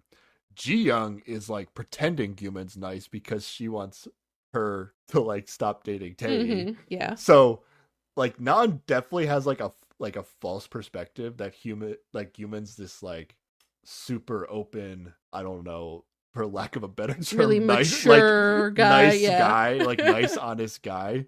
And then Naeun feels like Guman's not giving him anything, but actually Guman's giving her everything. And there's just not much there. Seems like there should be more based on what the women are telling her, but it's actually not there. So like the women are almost like doing Guman dirty by talking him up and make him seem better than he is, because it's very weird. Okay. I love that Nan called him out though. He was at one point she's like, she imitated him talking. He was like, I like her because she's nice. And then he was like, oh, it does sound silly when you say it like that. I see what I just said, but you said it like she summarized what he just said in a long way. But all right. I love Naeun on these shows. Yeah, she's pretty Naeun good. is great. Naeun singles Inferno, that's what we need. Ooh, there you go. Run back Naeun with, like, she's back, she's on the show from the beginning, and she has a chance to actually like somebody for real. Not just whatever this is. Yeah. All right. Nayeon requests Hidu. Again, I wrote no thanks in my notes. Hey, but they do not fight. Yeah. There is a moment, like, I don't know if we talked about it, but basically, Nayeon is a clumsy person. At least every time she does a clumsy thing, it makes the edit of the show. And Hidu is like should be used to it, but instead of like accepting her clumsiness, it's like a point of aggravation for him that she like continues to be clumsy. And I guess I'll talk about Hidu. I'll shit on him more. Like I would make like a sports analogy here where this doesn't actually apply to sports, but it most commonly happens to me in sports where like somebody makes a mistake, and in like a physical mistake, like, okay, I wanted to pass the ball to you, but I missed you, okay. And then like there are just some kinds of people that when like you obviously like the physical thing that happened was not on purpose, like it was just a mistake because like some things are just hard to do, or just accidents happen in general. Like some people are like, why would you throw the ball over there? Like, why would you do that? It's like, dude, obviously I wanted to pass it to you. Like, I know did not mean for this to happen. I know how the strategy of the sport works. You want to like be successful. And it's like the same thing with Hidu. It's like Nayeon is a full-grown woman who knows that it is not ideal to spill drinks and knock over food onto the floor or whatever happens. But Hidu still feels the need to like be like, why? I can't believe you. Like, why would you do something like that? It's like, it's so stupid. Actually, like, triggering. But so she does spill a bit of tea or something during this, and but I feel like he bites it down a little bit. Like, he does not have his huge full normal reaction. He does built it up like he gets up and he gets all the napkins and he's like cleaning it up, but he doesn't do the yelling part that he normally does. But he's still, you can see he's agitated, but like he definitely says at some point like why would you do that, or something. Like he says something to that effect. But it is different from, like, it seems like he is trying to not be a complete asshole for once. Now he still is an asshole, so it's hard, but like it is a tamped down response compared to some of the other ones we've seen. And she is also very forgiving of the way he acts and is not like ready to turn it into a fight either. So that has a lot to do with the fact that they did not get into a fight. Well, yeah, Nayeon has like a kind of like a mission going into this conversation because she's the one that requested it, and she basically has like the terms. She's like prepared like these terms of agreement in order for them to like get back together. Yeah, but the other aspect of it, like the reason I actually think Hidu is less intense here is because it's like a one-on-one, whereas like when she is clumsy and knocks over a drink when there's a bunch of people around, like he enjoys, or there's something about like he likes to like put the spotlight on degrade her in front of her, in front of people. Yeah. It's like he wants them to see that she does this all the time and that she needs to like better herself. Like it's just an accident, dude. Come on. Even other people in like the moments where she makes like there was literally another point in this episode where she knocks something over, or maybe it's later, I forget, but like Hyungyu is there and Hidu does the same thing, and Hyungyu's just like, accidents happen. And then Hidu's like, you would think. Or something like that. You would think they would just happen, but Yeah. So basically, I didn't write down the exact terms that Nayeon lays out, but it's something to the effect of just like, hey, if you're just a little nicer about these certain things, I'm fine with accepting all your other flaws. And basically, Nayeon is like super nice and admits her feelings. Mm-hmm. And this totally stun locks Hidu, and he doesn't know what to do. Like, he can't talk the rest of the time there, because he's like, I can just tell, like, he's like, she's not doing anything wrong. What do I say? This isn't a fight. Yep. This isn't a fight. What do I do? I don't know what to say. She's being perfectly pleasant. What do I do? And he just doesn't say anything. Totally stun-locked. I mean, the best scenes with Hidu in them are the ones where he can't speak, because then I don't have to listen to him be an asshole. It's pretty good. He literally can't talk when he's not in an argument with her. And like, if you really go back to like their conversations on the show, like, do they ever have a non-confrontational conversation? Because even though this ends up not being confrontational, like Hidu was going into it thinking it was going to be confrontational, and then when it turns out it wasn't, he totally didn't know what to say. Yeah. So it basically is like not a conversation. Like, it almost doesn't even count. Yeah. But I think every other interaction between them on the show is a confrontation. Yeah, you might be right. Even other dates where they might have some pleasant back and forth talking about the food, eventually it's a confrontation. Yeah. I don't think this dynamic works for them. They need to get back.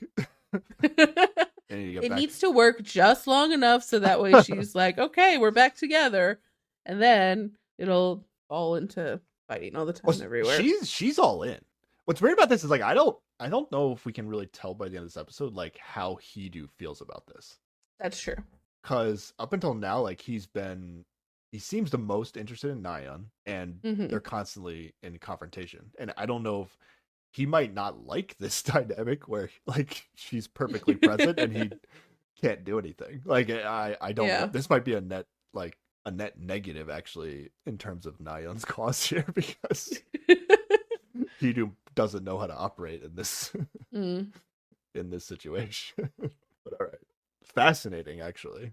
Yeah. Then like the Hidu Nayeon stuff in this episode is still like icky, but like it's interesting because of the different dynamic at times in this episode. All right, how many of these have left? All right, one more. Yeah. Hey, and request Guilman, classic. Surprise! Again, I wrote no thanks. Would you agree that Haeun is still most excited to talk to Guilman? Yeah. Okay. And absolutely. From what we saw, she did not request a talk with Hyungyu. This is correct. That seems odd. But he did also not did not ask for one with her. Why didn't he ask for one with her? I don't know. I mean, there's a few people that don't, like Nan and Tae don't do one from what we saw. I'm gonna assume that they had one and didn't show it. That is possible. Because why would he not? Why would he not? It seems unlikely for the show, but it is possible. If they are, the show is not interested in cute, nice content. The show is interested in people being their worst at each other. Okay.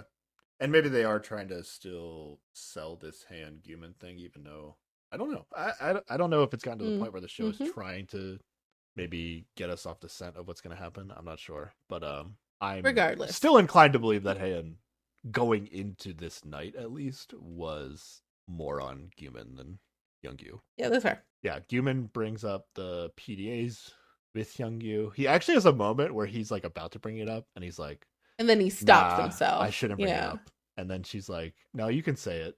Because I feel like she's a little bit like, oh yeah, like, I don't know.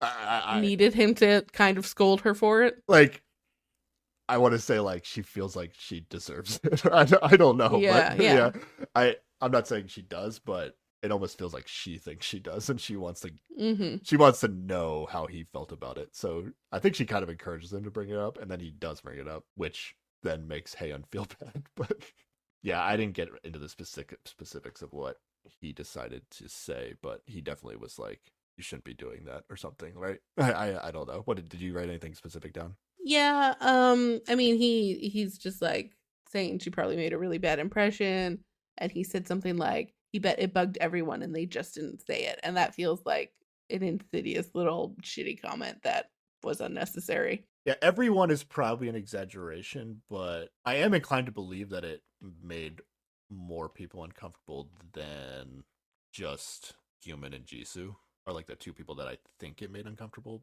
for sure. But I'm inclined to believe that more people uncomfortable, but I could be wrong.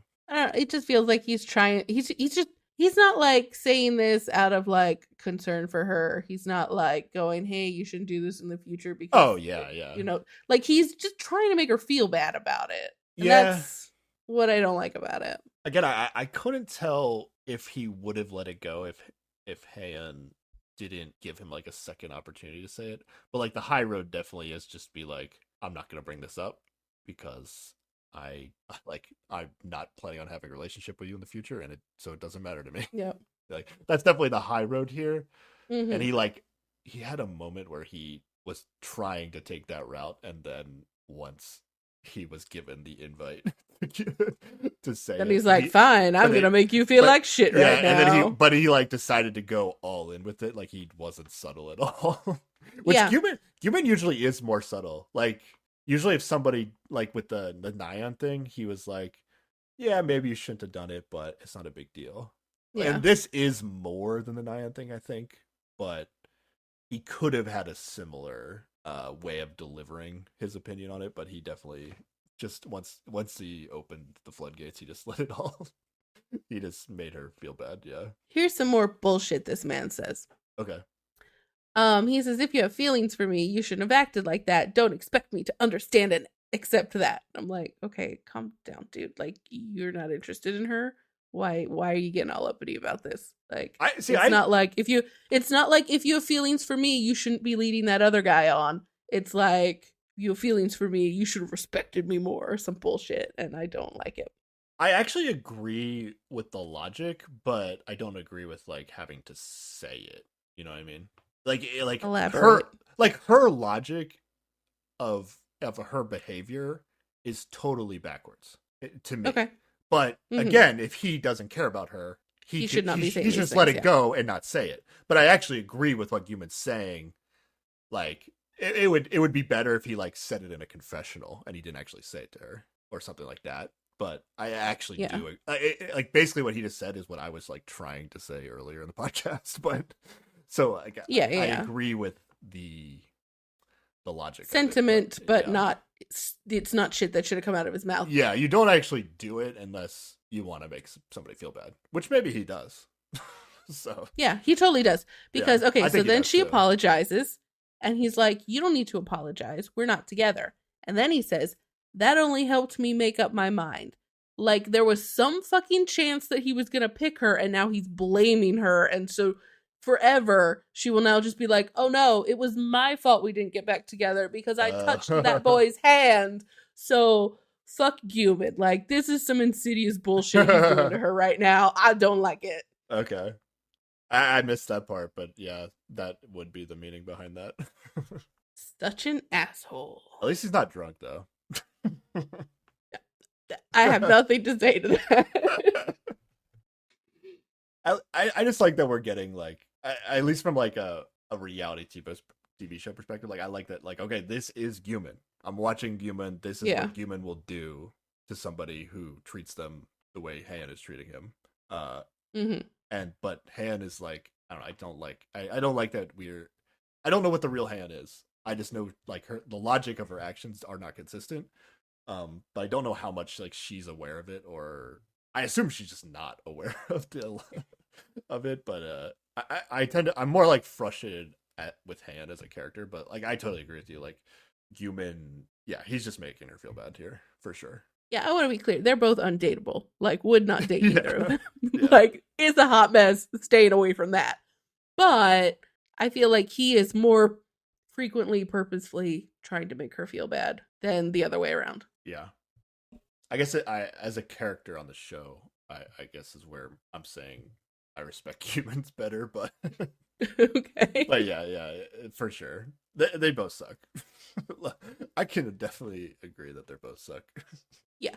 That all being said, I am still rooting for her and Youngyu. I want it to turn around and just her never look back, and we'll just move on from all of this. What I wrote is, like, it is still fair for Guman to like he withheld his frustration with her initially for, like, not picking him for a date.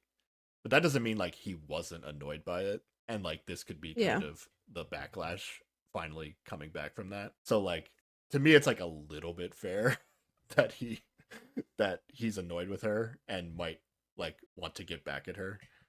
Maybe this is too far. I'm not sure. Yeah, like, at that time, I was real like, yeah, this is a shitty fucking decision she made. She shouldn't have done it. And that's still true. But, like, it is just one date. He's been on, like, 6 dates with Nayeon. He could have spent the other half of the day that he didn't have a date on an unofficial date with Nayeon because she didn't have any dates. Like, how much of a time did Heian really ruin for him? But I mean, by that logic, you could just be like, this is just one conversation. And we'll feel bad about, you know. I mean, but his words are going to stick around and fuck her over for a long time. Whereas he did not get to go on one shitty date with Nayeon. He can go on many others after that. It will never affect him again. Yeah, ultimately, it works out that way, yeah. Was it possible that there was some sort of, like, big moment in time where Guman going on that date with Nayeon could have been, like, the fork in the road that defined their relationship? It was possible.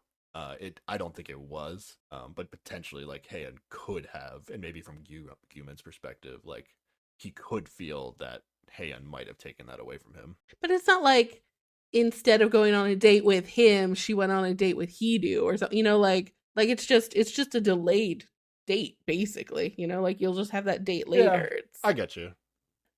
Yeah, the intensity of the things maybe aren't equivalent, but I can get why Guman at this point. I get why Guman could be annoyed. Yeah, I get why he could be annoyed, but, like, also at a certain point, it's like it's a thing to move on from. The other thing is that Guman has, like, been trying to avoid Heian the whole show. That is true. Doesn't seem to be enjoying the conversations with her whenever he does have to talk to her. Yes. And yet again, because of Heian, he is being forced to talk to her again. And this time especially, it's like, I can't believe you requested to talk to me again. Like, do we really? Because she's gonna, like, throughout this whole conversation, she's gonna ask him, like, similar things like she did before, where, like, is there any way you see us getting back together? Like, stuff like that. And it's just, when she gets to that point, Guman there's, like, no point in talking to her. Yeah, Guman just, like, stops talking, and then he's like, I think I'm gonna go, and he just leaves. So yeah, I agree they're both terrible, but in this conversation in particular, like, I get why Guman, who's maintained his composure for the most part up until now. Yeah. He boiled over, and maybe he went too far, but I get it. Yeah, I agree. You're right. I took a little bit of joy of being Haeyeon to get this here. Okay. That's fair. I think she had something. I think she needed this felt like a fair repercussion for some of the behaviors. Yeah. Okay. Not letting them do the date. I don't know. I thought even though this is it's like pretty, it's not feel good content, but yeah. Again, I ultimately these one-on-ones, even though I wrote no thanks to a lot of the beginning, these two people, no thanks. Ultimately, they were actually like kind of interesting. Yeah. Dynamics. But all right, end of the one-on-ones. So I have Jisoo, Hyungyu, Wonbin, and Tae all did not have one-on-ones. Yes. Jisoo and 3 of the guys. So it was only Hedo and Gyumin had one-on-ones that we saw. It's a lot of women talking to women. Yeah. Conversations. So I believe that none of the guys talk together. I believe that. Yeah. It seems weird that Hyungyu and Naeun wouldn't have one, and Hyungyu and Haeyeon wouldn't have had one, and Tae and Naeun wouldn't have had one. Naeun wouldn't have had one, yeah. I think they just had to have. Like, Hyungyu would have. Like, maybe Haeyeon doesn't request Hyungyu, but Hyungyu has to request Haeyeon. Yeah. And the same thing, like, Tae had to have requested Naeun. Unless the phrasing was like, it felt awkward to try and use it as a date, although Naeun uses it as a date with Gyumin, and less of a, like, let's have a tough conversation about things, so... I don't know. It does seem weird that they wouldn't have gone.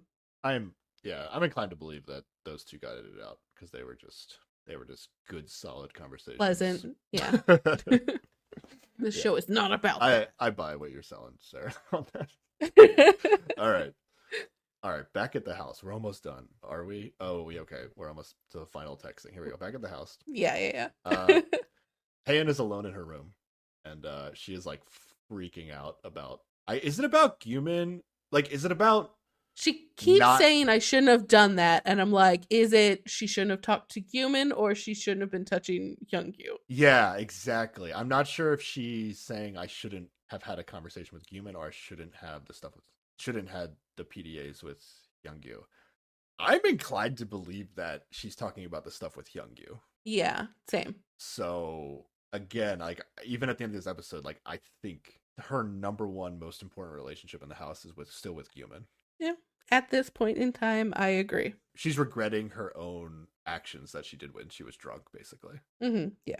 And I think I don't think we talked about this. Like, maybe this was honest, but it kind of sounded like defensive after the fact. But she told like Naeun and Nayeon that like, oh, my hands were just cold or something. So, and he's so warm, so I was like warming up my hands on him. Which, like, I mean, I don't really know how people think when they're drunk, but I guess that could be like a drunken thought that like. No, actually, that tracks with things she said before when she was talking, like having conversations with Naeun before. She was like, "Oh, my hands are always so cold," and she's like, "You know what? His hands are always warm. You guys are gonna be great together." Yeah, I mean. It's something they talked about before, so that's why she might be using it as a defense kind of thing. But I think that I think, she's being a little defensive, but I think there is some truth in that she was enjoying the warmth of his hands, but also she's enjoying the warmth of his hands because he's a hot guy that she's dating. It's whatever. But if somebody that's drunk would just be like, ooh, warm hands, and then like not be thinking about any of the other aspects of the situation, I guess that's possible. Maybe. Okay. Maybe. I buy that. But I think, I mean, there is the other layer of this is a guy that she's starting to like and has been dating and it's been nice, like. Yeah, because like. It's all wrapped up in there. If another guy's hands were warm, like, I don't know how she would have known they're warm, but if she somehow knew some other guy's hands were warm, like, she probably wouldn't have drunkenly held their hand either. And she wasn't just holding his hand either, she was like touching his knee or like leaning her head against his shoulder at time. Like there was a lot of various types of touching that was happening. Yeah, okay. Yeah, I shouldn't have done that, though. I don't know. Take that for what you will. Yeah, this is where we get to the end of the episode. And I wrote, "Seeing this brings me joy." Oh no. Oof. I was just like, you had this coming. So heartless. Purely based on last episode, not this episode necessarily. But yeah. And then I was like, there's a lot of people on this show that I don't mind seeing them suffer emotionally at this point. I'm feeling rather evil watching the show, but is your evil run through? Okay. Good thing I don't watch shows like this too often. Who knows the kind of person I'd be? Oof. We're gonna switch to some nice, pleasant content after this show's over. All right. All right, it's texting time again. Oh yeah. 2 in 1 episode. It's texting time, but a lot of them, I think more than just Hidu, but especially Hidu is definitely drunk. They've definitely been drinking a lot up to, because they've basically been hanging out and it's been raining all day, so they've been inside. So I'm sure the people that haven't gone to the cafe have been drinking. Yeah. And even those that did go to the cafe, like it seemed like Han might have been gone for a lot of the day because she had 3 of these. Yeah. But everybody else, like, had a lot of downtime, and it seems like they, especially Hidu, has been drinking a lot. Yeah. Yeah. Like, he tries to say something to Han, and she's like, "Are you drunk?" And he's like, "Well, you were really drunk yesterday." Like, it's super fucking defensive. He's drunk. He could just be like, "Oh yeah, I'm feeling it." And instead, he's like, "Ah, you're drunk yesterday. Who cares if I'm drunk?" Blah, blah, blah, blah. Yep. All right. But anyway. Naan. One text. What kind of date do you want to go on next?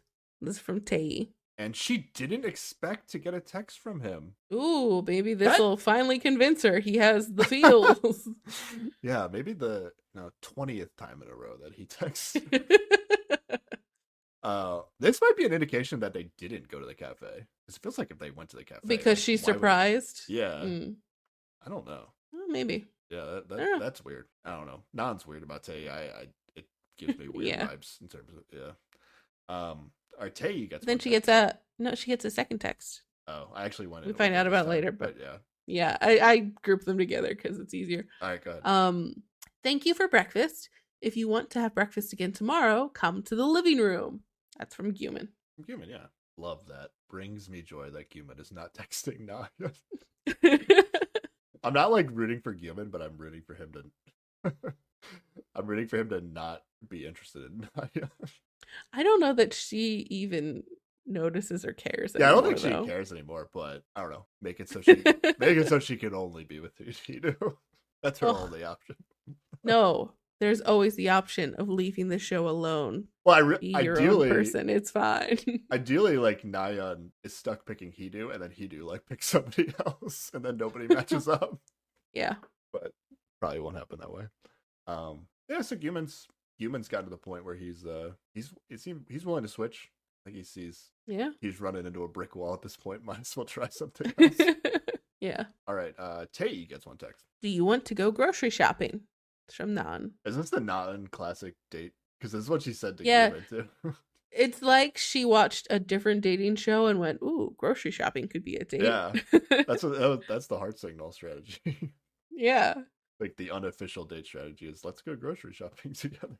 All right. Hidu gets one text. Next time, tell me about what's on your mind. Am I the only one serious about our relationship? I hope your idea of change is the same as mine. Oh, it's obviously from Nayeon. Oh my god. Oof. Well, actually, when you were reading, I thought that was a text from Hidu to Nayeon. Which is such a Hidu text to send to Nayeon. But it actually, this was Nayeon to Hidu. I got confused. They deserve each other in that way. Yeah. I mean, like, it makes more sense from Nayeon's perspective because she kind of laid out what she wants in the relationship. And she's like, I hope. He couldn't speak. Yeah, you didn't say anything. So I hope you agree with me.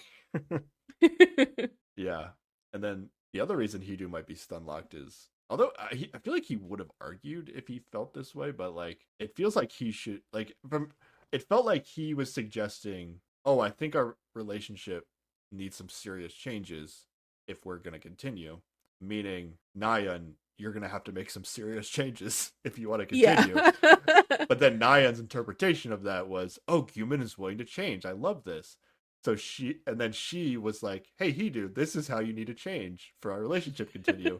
And then Hidu's like, I guess she like laid it out in a way that made a lot of sense and he couldn't refute it. And then, but like he was not expecting to have to change himself.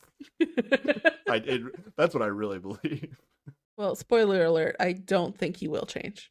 Like, I just neither of them will change. This will be the same relationship it's always been. Yeah, like he could minorly improve, but like to me that's not enough. Like I don't know, Naya made it seem like, hey, just be a little bit better and I'll forgive a lot of things. Yeah. I think the big one is like just don't do it when we're around other people. Like but that's his favorite part. Yeah, that's like his favorite one. That's like yeah. But yeah, like that is like the worst of it, I think. Cuz like if you're alone and like you spill something, it's almost like it's not good, but I mean like he's not being like he's using his words like it's not, I don't know. It's not good either way. It's not good either way, but it's really like, demeaning. It's just like shitty. It's like, 10 times worse when you're like trying to embarrass the person you're supposed to love in front of like their friends. Yeah. Like it's 10 times worse. So she's like, just like, if you just don't do that, I can forgive the other stuff. But like, I'd almost rather like it happen in front of people, so that way I would hope, and this is probably proven to not be true based on the fact that they've gotten back together so many times, that people in her life would see how he behaved and be like, you okay? You need to get out of this relationship maybe? Yeah. Like that's already happened. It's yeah. But I mean, if she only ever like faces these issues at home and then he's like the perfect boyfriend out in public, then like I think I just feel like he can. I think she would take that too, but I feel like it's just an extra opportunity for him to gaslight her into like, everything's fine. Nothing else needs to change. Everything's fine. You're terrible. Yeah. You know what I mean? Like, I just get so many icky feelings about their entire relationship, and I don't want it to be a thing anymore. Yeah. I agree with you, but like, these are her terms. So yeah. They're not, So if this is what she needs, I mean, again, like this, she might think this will be enough, and then if Hidu somehow was able to do it, she might then see like, oh yeah, wait, it's still annoying. and then they'll have to come up with new terms. yeah, exactly. But yeah, I also got some joy that Nayeon didn't text Gyumin. Although she did text Hidu, so... You're always gonna lose on one. Nope. Positive spin, though. Positive spin. Didn't text Gyumin. I like it. Okay. Well, Hidu gets a second text. It's "Let's be happy. Thank you" from Jiyeon. Incredible. This is like her go-to text. Like, how many times has she texted Tae? Let's be happy. Oh, has she? Yeah, I mean, I don't know. I think so. Yeah, I don't know what Jiyeon's supposed to do. I mean, like, yeah. If I was Jiyeon, like, and I actually liked Tae the most, I'd probably just text Tae, and I don't know what you say, but just I don't know. At least be honest with who you like the most. I don't know. At this point, I'd be trying to break the show and be like, I'm going to text Jisoo. What you going to do about it? They wouldn't let me, but I'd be like, hey, Jisoo, what's up? How you doing over there? Yeah. It did not bring me joy that Jiyeon texted Hidu. Fair. And then Hidu has like a weird confessional where like he talks about, or like he pretty much makes it obvious that he's going to pick Nayeon at this point. Yeah. But like he talks about how he feels bad for the other girls that text him. That was like kind of the giveaway that he's gonna pick Nayeon. Yeah. I feel bad that they text me after I pretend to go on dates with them. Yeah. and flirt with them. Okay. All right. Nayeon gets one text. Don't forget about what you said today. That's from Hidu. So basically, don't forget to not get angry at me when I'm shitty to you in all the ways you have allowed me to be shitty. Yeah, is this an agreement to the terms, or is this... I don't think so. What does he mean by this? I'm pretty sure it's like, you better not react when I'm shitty in the ways that you have said that I could be shitty. Because I'll theoretically change that one thing you wanted. Whatever he meant by that, though, we go to confessional, and doesn't he say, like, my text to Nayeon wasn't sincere? Like, yeah. What does that mean? Like, I don't even know what the text meant, but whatever it meant, it wasn't sincere. Maybe he didn't actually mean that they're getting back together. I don't know. He's like, I made it seem like I was okay with her terms, but I'm actually not okay with her terms. Is that? Oh, yeah. Probably like... because his terms are, I will not change. You will stop complaining. Yeah. Okay. I don't know. It's honestly, that was a big mystery of a text. Yeah. And then confessional afterwards. Yeah. Jiyoung is sad again that she didn't get a text from Hidu. But yeah. Learn your lesson. Get out while you can. All right. Jisoo gets one text. Let's end it well. Good luck. A less menacing text from Wonbin. Wonbin, yeah. Yeah, I don't know. I can't blame Wonbin at this point. It's like, text Jisoo. It doesn't really matter the content of the text at this point. Like, he has to text somebody. Just send her a like shrimp emoji or something. Just like or a little cactus or just, whatever. Yeah. It's just kind of sad to watch Jisoo and Wonbin have to participate in this. Even Jiyoung too. It's Jiyoung's more positive still. Like she can still have if somebody did go on a date with her, she would have a good time. But nobody's going on a date with her. Mm-hmm. All right. Gyumin gets one text. Thank you so much, Gyumin. This is from Jisoo. Did we see them together at all? What? No, Jisoo's just okay. It's just Hidu's. I don't know. She's gonna cycle through texting people. Probably that aren't Wonbin. Yep. Yeah.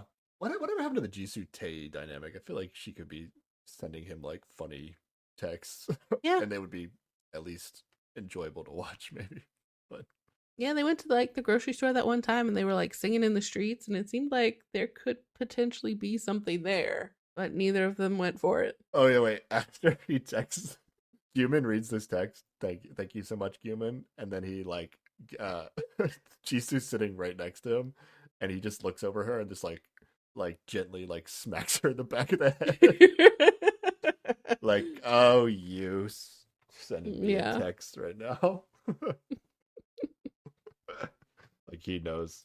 I don't know if he fully understands how out she is on the show, but I think he does. At least he knows like, oh, you must be struggling with other people if you're texting me at this point. Haeyeon gets one text. I want to spend time with you. This is from Hyungyu. Ooh, didn't put Nuna in the text. That's a bad sign. Well, he can't overuse it, it'll just be too much. Like he was already committed at this point. Haeyeon says she also didn't expect this text. Yeah. Which now that we've seen this, I feel like maybe they didn't go to the cafe together. I guess, yeah. That'd be the only reason not to expect it. It's like, oh, we didn't really talk today. Exactly. And it's like some people text based on the day only. So yeah, that was weird. Well, then maybe my theory about the one-on-ones is the opposite, where instead of nobody signing up, everybody signed up, and then they were like, we don't have time for any of these other one-on-ones, so no, you can't do it. Haeyeon must go to 3 of them. It's hard to imagine they would block the people that are currently interested in each other, potentially, but... Yeah, they're not interested in cute content. It's not dramatic enough. That's why. Yeah, all right. Hyungyu gets one text. You must have been bored by yourself all day. I want to go out and have fun with you again. It's from Haeyeon. Maybe she's given up on Gyumin. Well, she does have a confessional here where she says, like, after the one-on-one, she finally realized he has no feelings for her and she can never change his mind. And I'm like, now? It took you until now to know this thing that has been repeated over and over again to you? Okay. Has she ever used the word finally before? Yeah. I've heard this one before. I mean, she really should. Like, Gyumin, like, despite Gyumin being obviously not engaging with her and like doing some things that, even from her perspective, should seem intentional. But you can twist it a little bit to be like, oh, he's just going on dates. He didn't mean to like hurt my feelings intentionally or whatever. But this conversation at cafe should have. I mean, I don't know. She could still twist it to be like, yeah, he's right. Like I shouldn't have done that, and like maybe she'd be like, I encouraged him to say it. I don't know. Like I bet she comes up with a way to think about it. No, I think this isn't we're ready to move on. I'm hoping because I don't want to see any more of it. Yeah, I cannot invest in that and her changing at this point. That just seems like a bad bet. Nope, I'm gonna do it against all odds. I think, yeah. And then Wonbin gets 0 text. Yeah, they don't actually bother to like say that. Like they don't take a moment and tell you that he gets no text. I think because Jiyeon, I was like, oh, Wonbin's the only one that didn't get text, but Jiyeon didn't get any text either, right? Yeah. Okay. And they just kind of, I feel like going forward, they're going to start glossing over those more and be like, if we don't show you, if they don't get texts, you figure it out. Yeah. I feel like they could gloss over, like, we don't even need to see Jisoo and Wonbin's text. Don't make them sound. I don't know. I needed to see that really menacing one he sent. That was an accident. All right. And then it's not over because the doorbell rings. Just kidding. That's for next time. It's the end of the episode, but oh my gosh, the doorbell rings every night. Yep. Now what's weird is like it does seem like there's only like one more day left on the show. Like, didn't they say that at one point? Like, how do we have 3 or one more day left in Jeju? Are they going? I really thought that they were finishing here. Maybe they're going back for the last. Maybe something days. Was lost in translation, but we'll see. Yeah. Because let's get into the previews. So the letter, the one line we get from the letter is, "You'll get to go on a date with the person you want tomorrow." What an amazing concept, Sarah. Wait, does that mean that Haeun could just be like, "Yumin, guess what? We're going on a date. You can't say no." Yep. Exactly. Actually, does it mean that? Maybe it does. I don't know, actually. Yeah. Like in other shows, it's like, oh, you have to match or at least like agree to go on the date, right? Like you have that. You can ask out who you want, but then they have to agree it. But I don't know about on the show. Then it looks like Nayeon is going to choose Gyumin? ? Yes. Really? Okay. Jiyeon asks Hyungyu out in front of everybody. That's fair. He's the new guy. Yeah. But Haeun is gonna get jealous about Hyungyu now. Yes. I'm here for that. That's gonna bring me some joy, honestly. And then it looks like they all are meeting up for dinner, I guess, somewhere new. Like they're in a different room and they get a letter that says they're gonna play Truth or Dare for the final decision. Yeah, it said for the final decision. I'm assuming it meant like before the final decision. But the final decision, we have 3 episodes left. Like the final decision, is the final decision going to take 2 episodes, aka 6 hours? Well, we need an episode that is just all of the remaining Heedu and Nayeon fights, and then an episode that is just Haeun crying. Yeah, and then we can have our final decisions. Yeah, that sounds about what's gonna happen. Truth or Dare, though. Truth or Dare on these shows isn't actually Truth or Dare. It's like... It's just Truth or Drink, yeah. It's like usually Truth or Drink, or I don't even know if it's going to be a drinking game. But like, they're not going to dare people to dare to do anything, right? Yeah. But all we see from it is Hyungyu asks Haeun how she would feel if Yumin expressed interest in her again. And I'm like... Get her! Get her! Question to ask! Hyungyu! Get her! Oh, what a good question.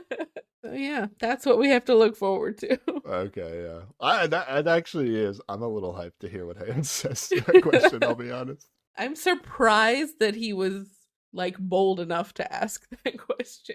I don't know. Maybe there's going to be some stuff that goes down where he's like, I have to ask this question because of something that she's going to do. I don't know. Yeah. Like maybe she's going to pick Gyumin for a date. Yeah. And he's going to be like, so if Gyumin actually liked you, what would how would that change things? I almost feel like he doesn't need to ask this question, but yeah, you would think at that point. He's new. Even if you don't need to ask it, it's like, hey, I invested all my time in the show on you, Haeun. I'm going to ask you this really hard question now at the end of the show because, like, what else am I going to do? Because it's like, he's going to pick her regardless, right? Like, he's not going to randomly switch at the end, so. I don't know. Maybe he'll have an amazing date with Jiyeon, you know? Oh, okay, yeah. Oh, that'd be Seems spicy. unlikely. That'd be spicy last minute change, Jiyeon Hyungyu matchup. Yeah, that'd be weird. But yeah, I don't know. Maybe I'm slowly. I mean, I honestly, I had a lot of negative vibes in this episode. Yeah. But I mean, I tried to take a positive spin on things, but I do feel like mentally a little bit better after this episode. So I haven't fully like flipped my mind into a way that I can enjoy the rest of the season, like to enjoy 100% of the whole show. Yeah, but I do feel better. Like there's some things I'm taking pleasure in now that I wasn't taking pleasure in before. So you're saying you've become a worse person, and it's made going through these episodes a little easier. Okay. I've just gotten better at watching messy reality TV. So I'm becoming a better person. The positive spin. There you go. Yeah. All right. Anything you want to talk about, Sarah?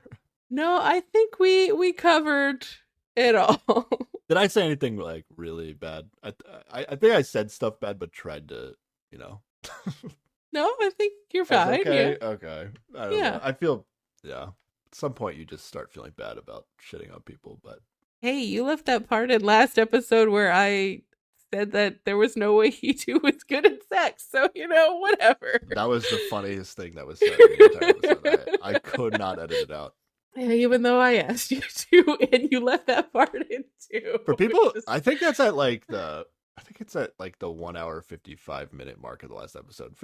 Like, go back, like if people that really enjoy this podcast, like go back and listen to that like 3-minute clip starting at 1 hour and 55 minutes. Out of context, I was cracking up while editing it because like I was talking about like something, like somebody's texted something and I was like, you know what I'm saying? And then Sarah's like, yeah, but like what is Han doing? And then I was like, and then she said this, you know what I'm saying? And then Sarah's like, okay, yeah, but like what is Han thinking? And then I'm just like, maybe he's just really good at sex. It was like, to me, it was like one of the funniest like 3 minutes we've ever had. And then Sarah says something about like forcefully straightening girls' backs or something. I was cracking up, but I don't know. Maybe it was funnier to me than it was to other people. Yeah. Yeah, it was kind of funny. How many episodes until we do like a clip show of like best moments? That would require us to re-listen to so many episodes of this podcast. I mean, yeah. I mean, we have all the clips that you made for like social media, but yeah, but I specifically didn't use that one for the clip for this one. week. Yeah. I guess we would need like listeners to submit like timestamps that they thought were funny or something. Oh yeah. But yeah, that'd be like, that's my number one favorite clip that I can think of. I'm sure we've talked about ridiculous things on this show before, but oh yeah, definitely. All right. All right. Anything else? No, I'm all tapped out. Next time we'll talk about Transit Love 2, episode 17. I think it's only 2-hour episodes. So this might not be a 4-hour podcast like this one. Oh dang! Looking like it's gonna be. Yeah. Yeah, we're gonna make it. Yeah, we're gonna get there. We did it at our own pace, but we're gonna make it. Yeah. All right. Where can people contact us, Sarah? People can email us at keepwatchingpod@gmail.com or tweet at us at keepwatchingpod, Instagram at us at keepwatchingpod, or leave a comment under the video on YouTube also at keepwatchingpod. And if you feel like this show has made you a better or worse person for watching it, you can let us know by leaving us a rating or review on Apple Podcasts or Spotify. Not necessarily watching it, but just has listening to our podcast made you also, yeah, a better or worse person? It's up in the air right now. I'm not really sure. Oh, yeah, I don't know either. Alrighty. Thanks for listening, everybody. Bye. Bye.